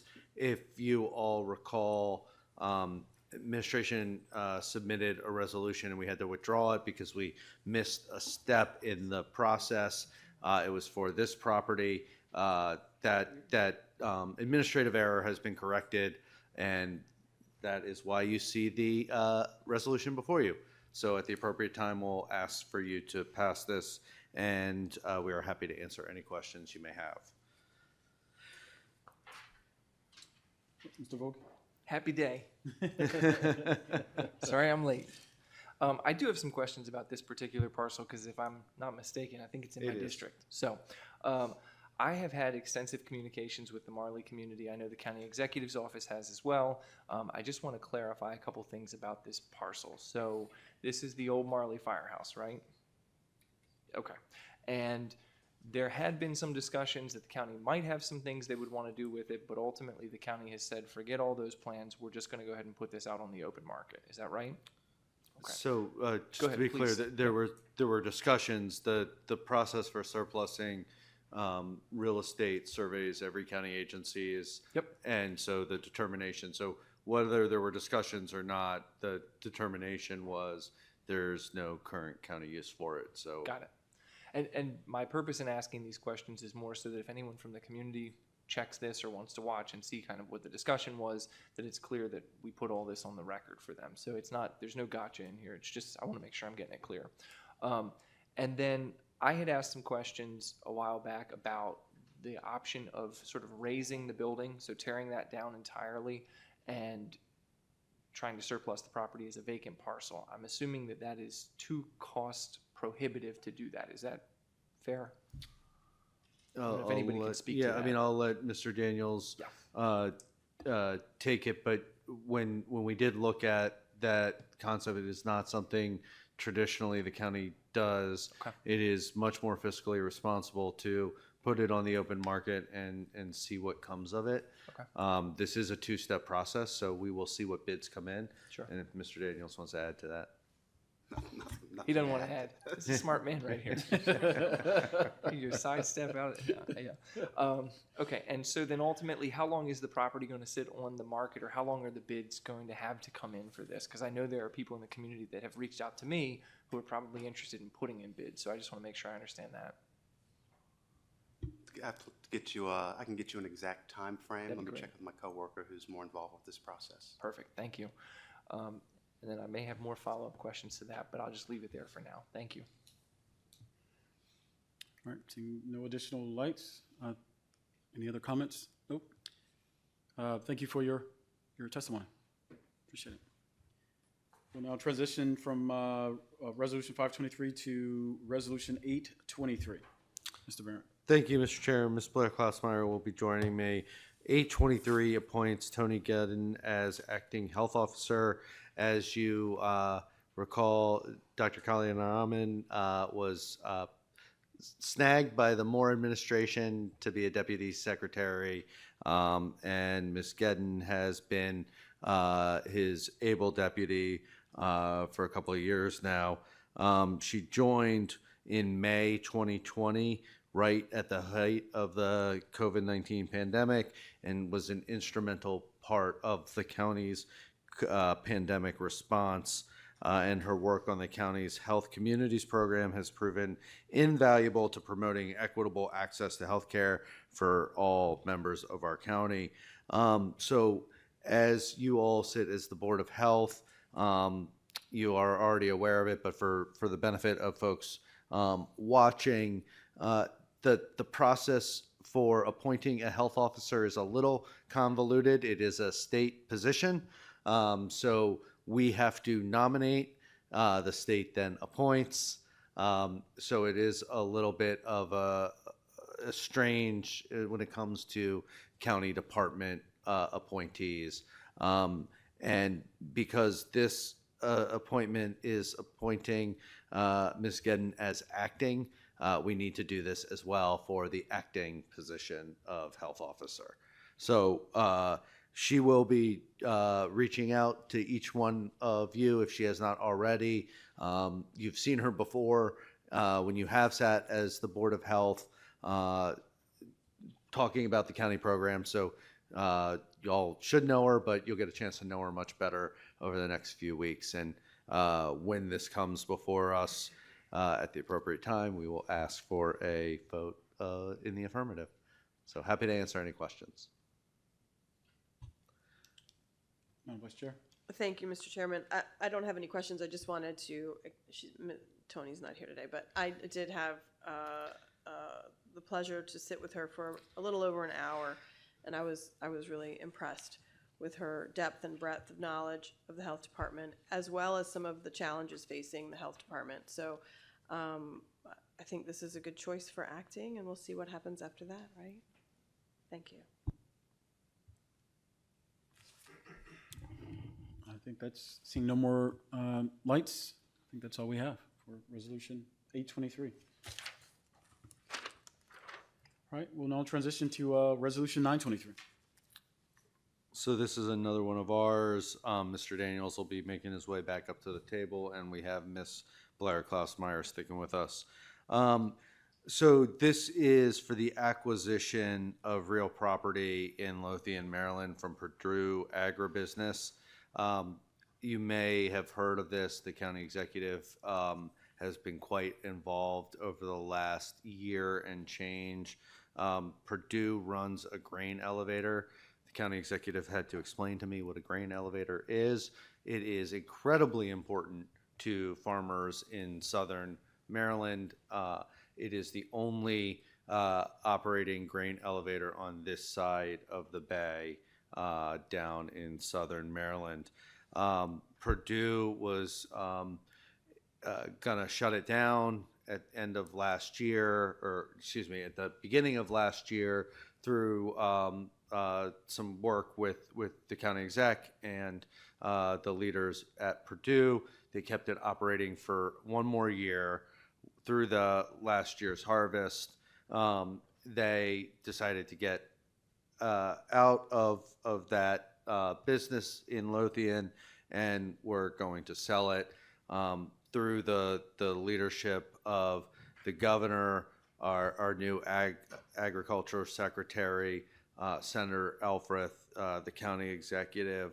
We were able to act quickly and put in an offer that was accepted. We are under contract currently to purchase the grain elevator for $1.25 million. It has been appraised at $1.27 million. The county needs to move fast, which is why this resolution is before you now. It is utilizing funds from the Advanced Land Acquisition Fund to purchase the property. Because of the leadership of the governor, the ag secretary, Senator Elfreth, there is $1.5 million in the state budget for the county dedicated to the grain elevator. So on July 1st, the county will get in the new fiscal year from the state $1.5 million, which we will use to backfill the advanced land account. So this is a great deal for the county. It'll give us an opportunity to continue to have a grain elevator down in South County. It also is a large parcel, so the county will be exploring other opportunities on that parcel. But in the meantime, the resolution before you is time sensitive. We need to acquire the property, and from there, we will be working on how to utilize it best in the future.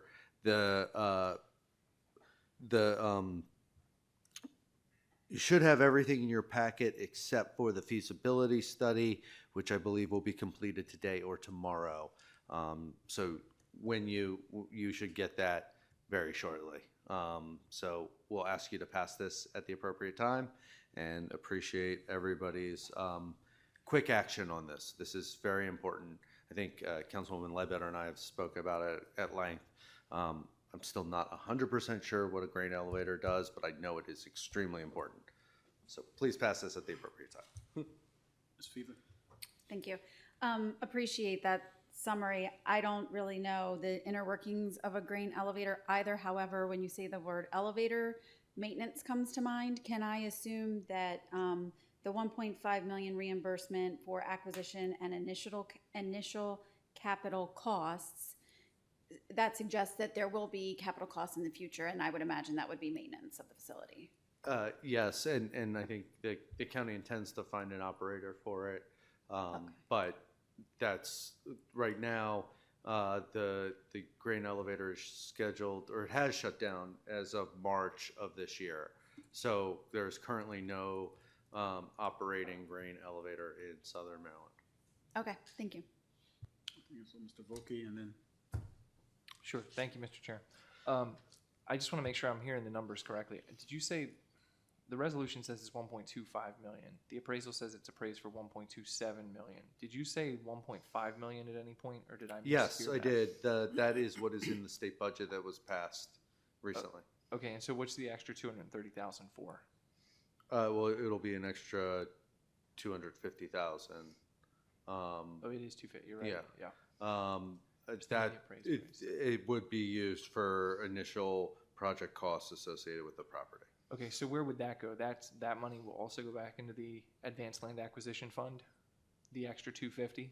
I'm gonna have to check exactly where we're gonna put the extra 250 with our budget folks, but Okay. it would be dedicated for the use of the grain elevator. Okay. Thank Robbie? you. So Mr. Volkey took my first question, was what are we going to do? Are there plans for that extra 250,000? And my understanding is that a grain elevator is used by people, I will just say farmers, in the surrounding communities. And it's a storage mechanism. I guess I would love any additional information that you can provide. I'm embarrassed. I'm from Missouri. My parents are from Nebraska, and that's all I know. Well, I'm a city boy, so I don't know, but I will talk to the county executive and get a much better answer for the hearing. And actually, Mr. Daniels probably knows. A little better explanation. The local farmers, they'll take their grain there. The grain will get cleaned. Purdue then would arrange to have that grain shipped to another site where the grain would be sold. That's really what a grain elevator is. So,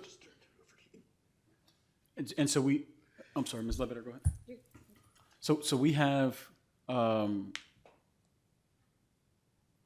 enough, I guess, inventory with local farmers to be able to leverage and utilize the grain elevator on a regular basis?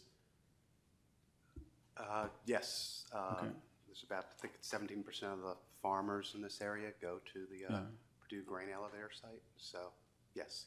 Do other jurisdictions have county-owned grain elevators? We would have to check. Oh, I just think curious. I don't think so. I mean, we'll have to check. I know this is the only operating grain elevator on the western shore Oh, wow. in southern Maryland. Yeah. So Okay. I think there's one up in Baltimore County. Check. Can you turn the light? Wait. Oh, I didn't see your light on, that's all. Letting you all know that the appraisal has a really good cover letter with lots of good factual information. So Got it. that's a good snapshot too. Thank you. Ms. Ledbetter? Just, Mr. Barron, if you wouldn't mind, for the benefits of my colleagues, I know you and I have had this conversation, but if you could describe in a little bit more detail, without this grain elevator, the local economic impact on the folks who rely upon it, and if this doesn't exist, where and what are their other options? So as I noted earlier, I'm not the farming expert in the administration.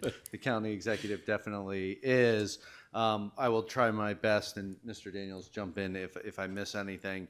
So if this were to shut down, farmers would either have to truck their grain across the Bay Bridge or way up into, I think it's Baltimore or Harford County to the other one, or somewhere even further south into Virginia.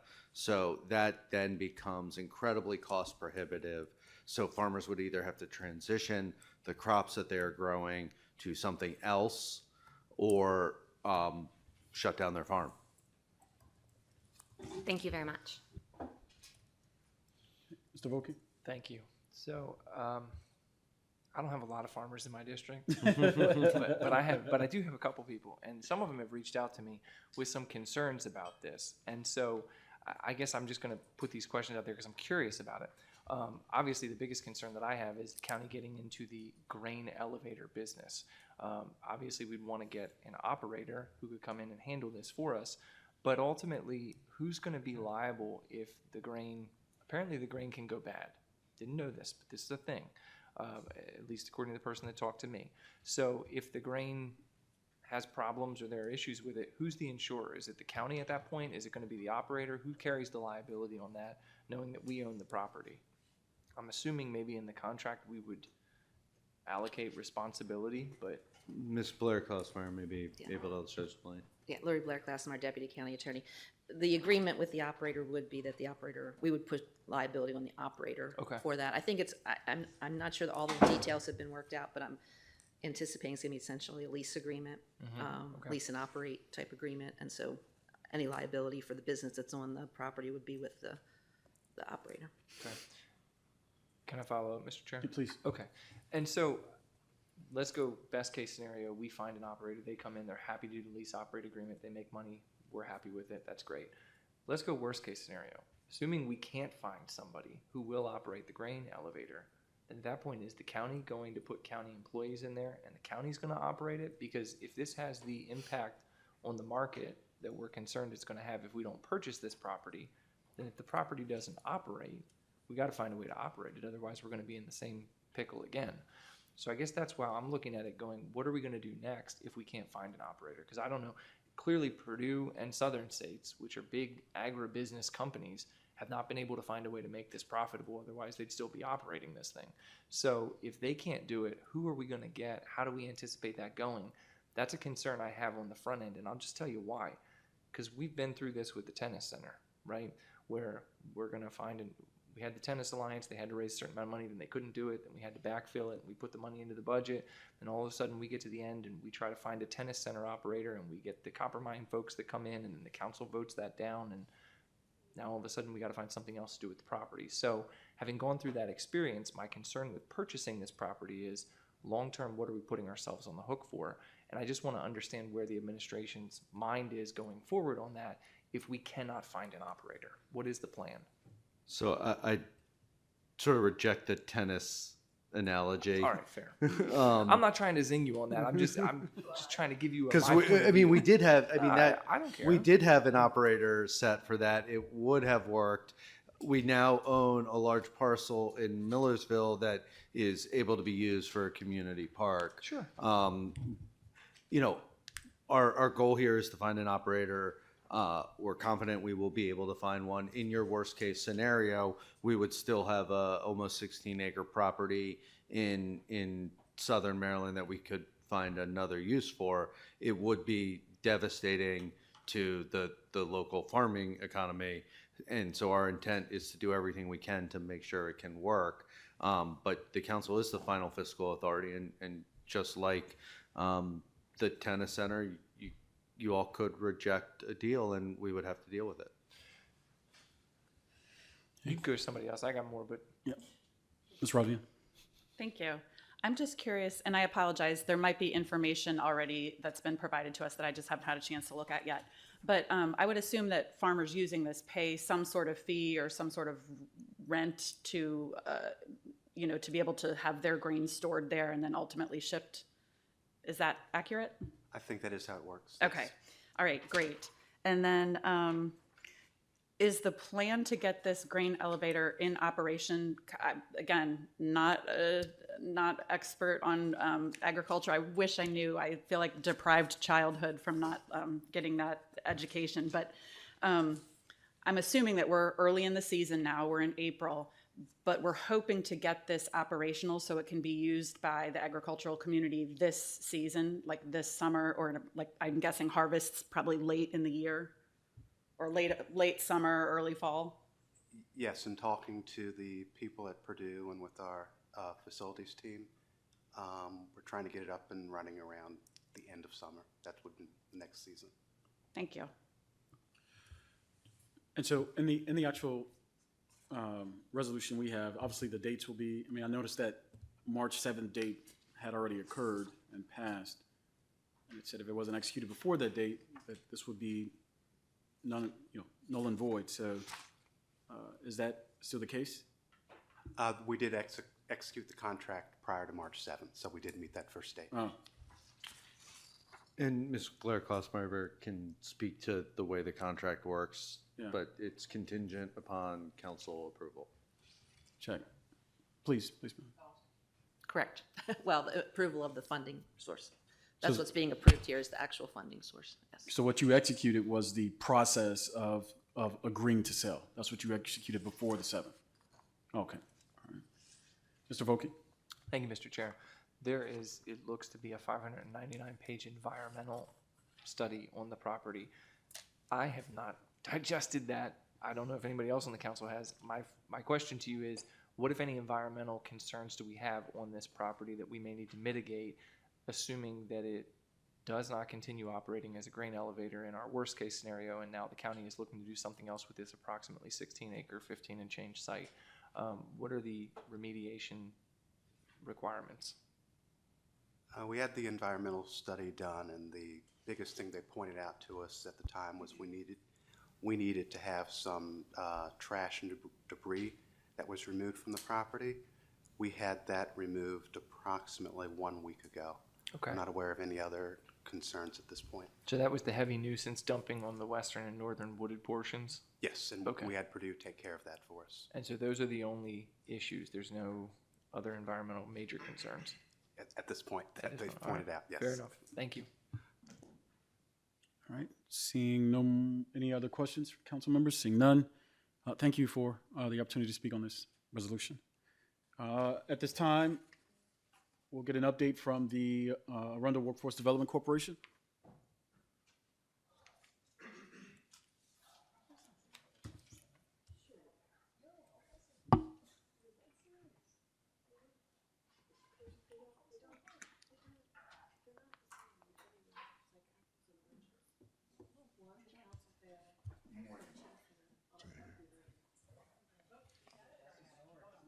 There you go. Good morning, members of the council. Good morning. Thank you for having me. My name is Kirkland Murray. I'm President and CEO of Arundel Workforce Development Corporation. Many of you all are very familiar with AAWDC, but I know there's some new members on the council, so congratulations on becoming part of this distinguished body. And I just wanted to give you a quick introduction of AAWDC. Next slide, please. So the purpose of Arundel Workforce Development Corporation, many years ago, we were a county agency, and then we were privatized along with economic development, community development, and several other county agencies. This has been a benefit to us and allowed us to be more flexible and more nimble to be able to make sure we're providing innovative, creative services to help both Anne Arundel County residents to get employment and Anne Arundel County businesses to attract, retain, and the workforce that they need to be successful here in the county. This has also benefited the county. It's reduced some of the county costs. For example, our budget this current fiscal year is about $12 million.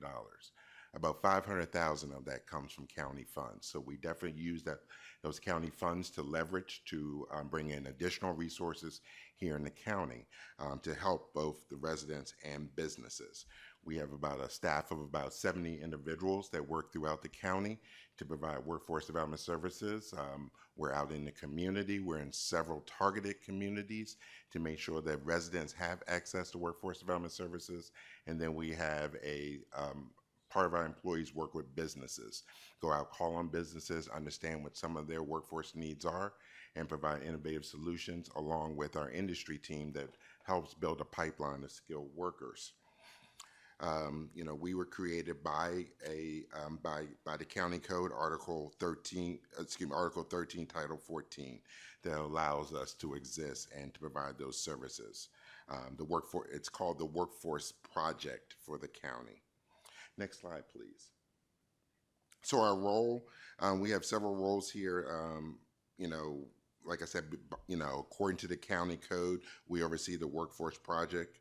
As President and CEO of AWDC, I also serve as a local workforce development director for Anne Arundel County. There are 13 workforce investment areas in the state of Maryland. Anne Arundel County is a single jurisdiction workforce area, and I collaborate closely with my other colleagues to make sure that Maryland is leading in workforce development. We're the administrative entity for the local workforce board. By federal legislation, to be a local workforce area, you have to have a local workforce board, which is made up of 51% businesses, 20% come from labor, and then the rest are other partners. For example, here in Anne Arundel County, we have the community college, we have the public school system, economic development, housing, the libraries, and community action that are part of our local workforce board. That local workforce board is what drives a lot of the solutions here in Anne Arundel County for the workforce system. We work collaboratively to make sure that we're not duplicating efforts or services, but making sure that all county residents get quality workforce development services. We're also the administrator of the federal funds that come into the local county. Approximately $1.5 million comes into the county from the Federal Department of Labor through the Maryland Department of Labor down to the county to do workforce development service. That's in addition to the $500,000 that's general county funds to support workforce development. We operate the Career Center up in Linthicum Heights, but that's not our only location. Where, as I said, we have targeted several communities to have a presence in. We're in Meade Village over on the west side of the county. We're up in Freetown in the northern part of the county. We aggressively work in Annapolis, that serves Annapolis and South County. We also partner with the libraries that we're in several library locations, especially on the West County and the Russell Library and other libraries throughout the county. Next slide, please.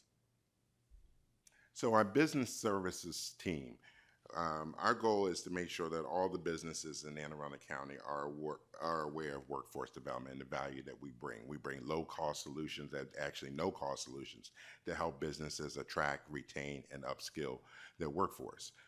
As I mentioned before, our industry team dedicated, we work with 5 high-growth industries here in Anne Arundel County. We call them HITCH industries. It stands for healthcare, IT, transportation, construction, and hospitality. Those are the industries that have been identified that have the highest growth and the highest impact here in Anne Arundel County. We have dedicated staff for each of those industries that work with collaboration of businesses within that industry to, again, the businesses come together, they identify their workforce challenges, the businesses, again, identify solutions to address those workforce challenges, and then it's up to Anne Arundel Workforce Development Corporation plus other partners of the workforce development system to implement those solutions.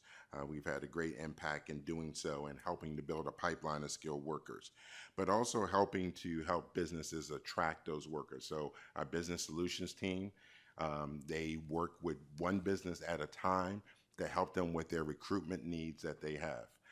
We have a very good track record of over 70% of the individuals that we refer over to a business to be interviewed are selected by that business to be interviewed. This is saving business time and money and finding the right candidates for their job.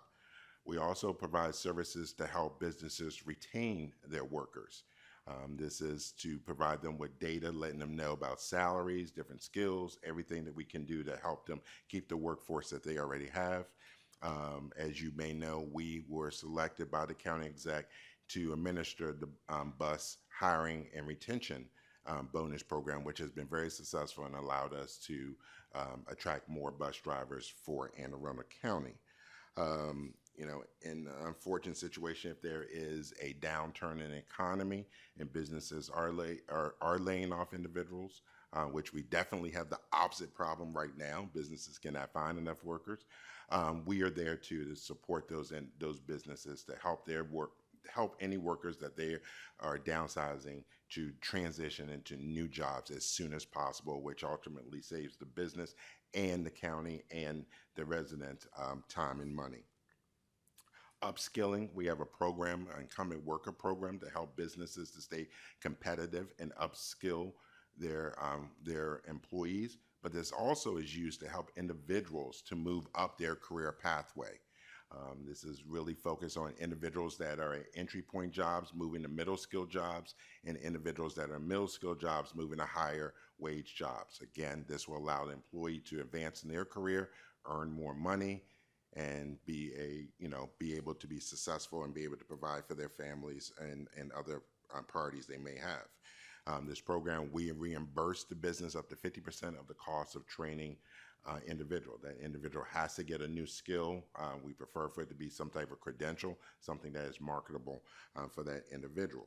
So through these services, they all help businesses. We save businesses time and money in making sure that they have the skilled workforce they need to be here and be competitive in Anne Arundel County. Next slide, please.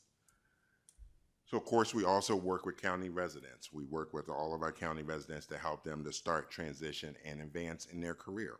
We want to make sure that all Anne Arundel County residents are be able to receive a family-sustaining wage career. We do this through our wraparound services, individual career counseling, counseling development services. We help individuals with career exploration and assessing to what skills they already have or what skills they need for their job. We identify any barriers that they have to employment and address those barriers. We've come up with innovative solutions to help with individuals that couldn't go back to work because of childcare. We had be able to offer assistance in subsidizing some of the child care until they were able to get employed and start paying for child care themselves. We do this through a lot of job readiness skills, making sure that individuals have the skills, their resume looks professional and really highlight their skills and the benefit that they bring to a business. We help them with mock interviewing. We help them with other techniques. One of the things that we were very proud of right after the pandemic, we started our reemployment campaign where we were bringing individuals back in and really trying to get them the skills to get back to work as soon as possible. And then if someone needs additional skills, we do leverage some of our federal dollars or state dollars that we get to put individuals into training. Most of our training is done with the Anne Arundel Community College, but we do use other training providers to provide those skills. We also work with businesses and offer them a way to help train new employees. So if a business is looking to hire someone and that person maybe has about 80% of the skills that that business is looking for, we can do what's called an on-the-job training, where we can reimburse the business up to 50% of the cost while they're still training that individual. We have found this to be very successful. Businesses really like this because then that way they can have someone that really meets their needs. We work with different targeted populations. Many of you all are very familiar with our youth program. Matter of fact, we just closed our application for our summer youth program. We're hoping to have our largest summer youth program ever here in Anne Arundel County this year. This is a great opportunity to get young people some of the work experience, some of the skills, work readiness skills that they really need to be successful in their career.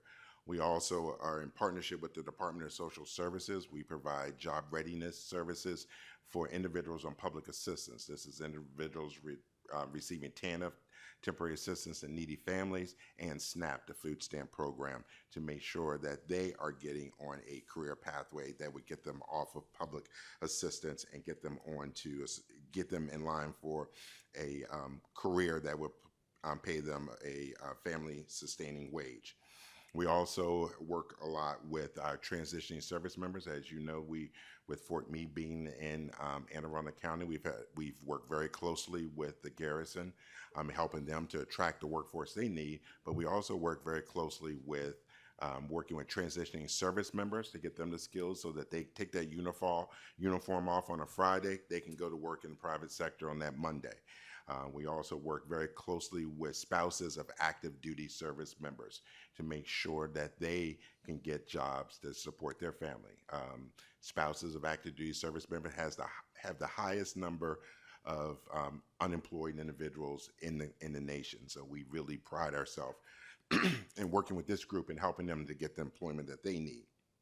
And then, of course, our veterans. We want to make sure that those that have served our country, that we're doing right by them and making sure that they're having good jobs.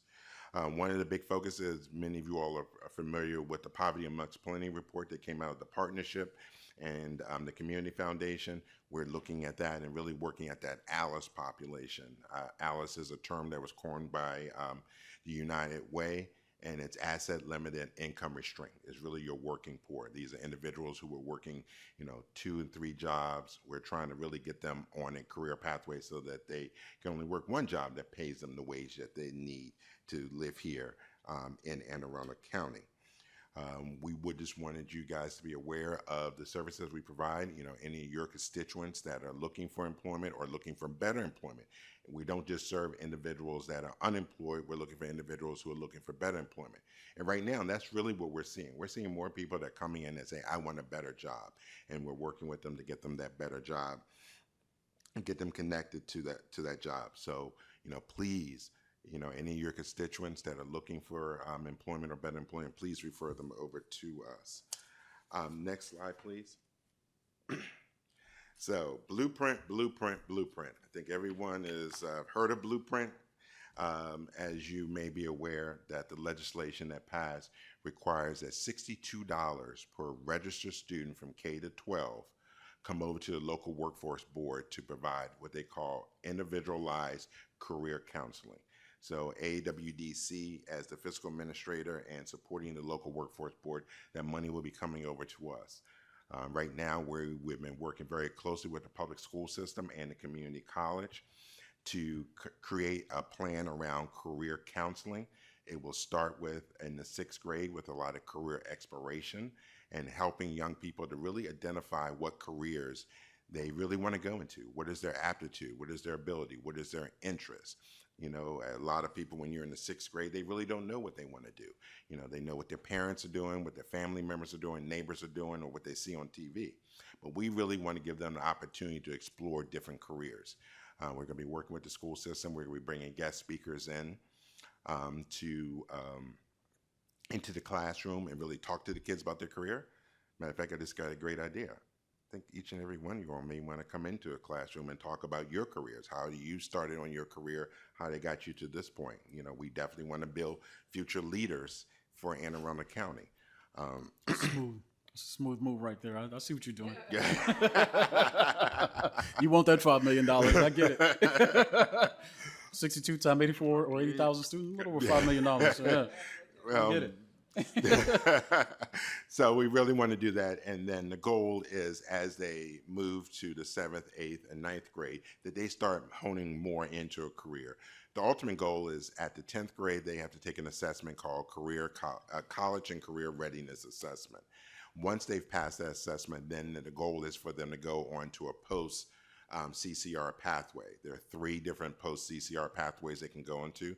One are advanced classes like AP classes in the school system.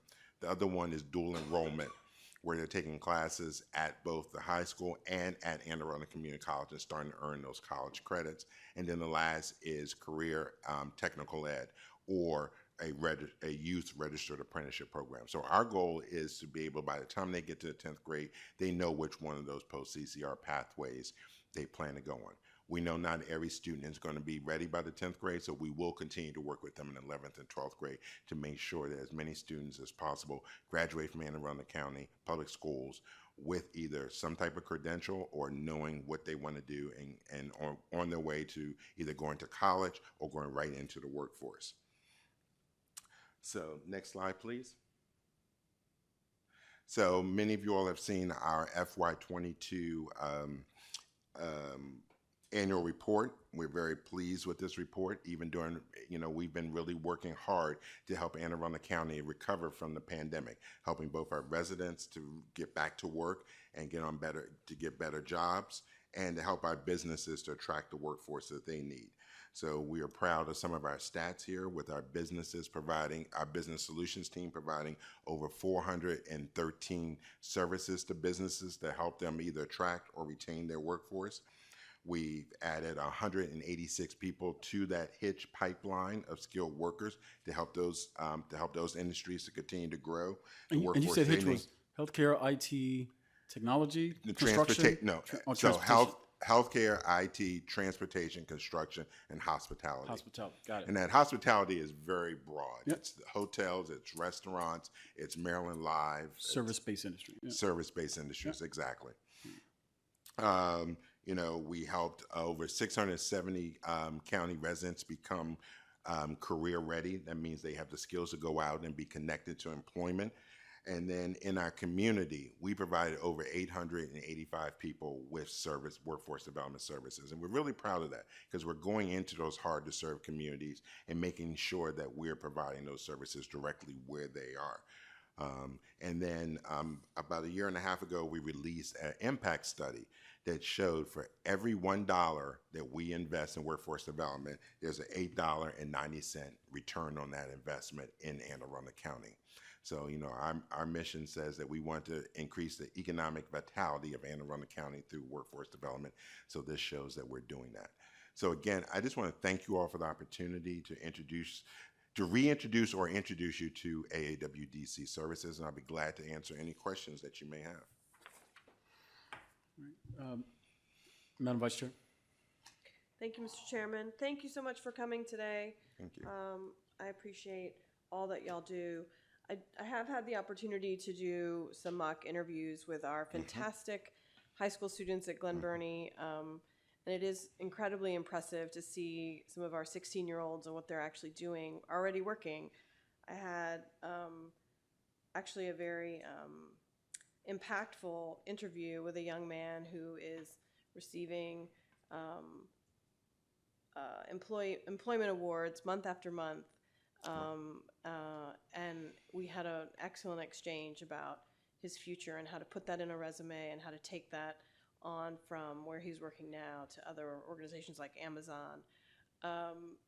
This is a really unique opportunity with Blueprint for the county and the state really to engage workforce development with our youth.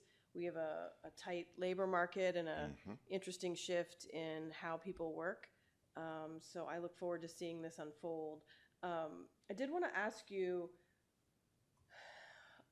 what do you find are other barriers to people securing good employment in Anne Arundel County? Are we seeing other challenges other than just job readiness? So, of course, job readiness is one of them, and that's what we do very well in helping people to get job readiness. I mean, our biggest barrier, is no secret to you guys, transportation. Really having workforce transportation. I mean, I saw Sam in here a few minutes ago. He and I were working together to try to take the concept that he's done with the microtransit and look at how we do that for workforce. How do we really take individuals that are in a certain community and provide them workforce transportation to where the businesses are? For example, not to pick one area, but I'll just use this as an example. Brooklyn Park. How can we have residents in Brooklyn Park and connect them to jobs at Baltimore Washington Medical Center and things like that? So we're really, working with Sam, we're really trying to look at some innovative ways to address that transportation. I understand there's it's not Uber, but it's a separate rideshare program that's happening here in Annapolis that the city of Annapolis has implemented. We're looking at that and seeing how we can use that to connect individuals to employment. So really, transportation is one of our biggest barriers. I mean, businesses are looking to hire. We have the resources to help people to get career ready. It's connecting those individuals to that job. Yeah, thank you. I know Live Casino does some of that. Yes, they do. But not every business has the profit margins of Live. So well, that's true too. That's true too. So again, going back to us being a 501c3, this is where if we can come up with a pilot program, then we can go out and look at additional funding to actually do that, to support those businesses. Because you're right, Maryland Live, they're in that unique situation where they can afford to do that. Ma'am? I just wanted to say thank you for raising Annapolis Go, because I'm a regular user of it and I love it, and I would love to see the county have something similar. I realize, it's a different scale, when you're talking about the size of the county compared to whatever, like a few square miles or 8 square miles or something in the city of Annapolis. So it's a rough comparison, but it is such a useful service. And I would imagine, I don't know that there's any concrete data, maybe you do, but just showing the impact of having Annapolis Go on the workforce, Right. on connecting people with jobs. I think about it as a convenient way to get downtown when I don't feel like dealing with parking. But it's such a great service, and I hope that there's a path for it at the county level, understanding that the obstacle is very different when you're talking on the county scale. Right. Thank you. And I'll just say thank you for over 2012, I think, is when we first started working with, well, at least I started working with you. Yes. And you've always been accessible, so appreciate that. Even our phone call a week ago, whenever we had that conference call. So Yes. just thank you for being available. Oh, you're very welcome. Outside of that, seeing no additional lights, thank you for this brief. All right, thank you very much. Any additional items from any council member like to bring forward? Seeing none, can I motion to adjourn? Is there a second? All in favor? Aye. Any opposed? All right, motion carries. I think my power in my I don't know if it's these ports here, but my screen kind of went out over here. But I guess we'll reconvene on what is it, April 17th, right? Monday night at 7 o'clock. Thank you.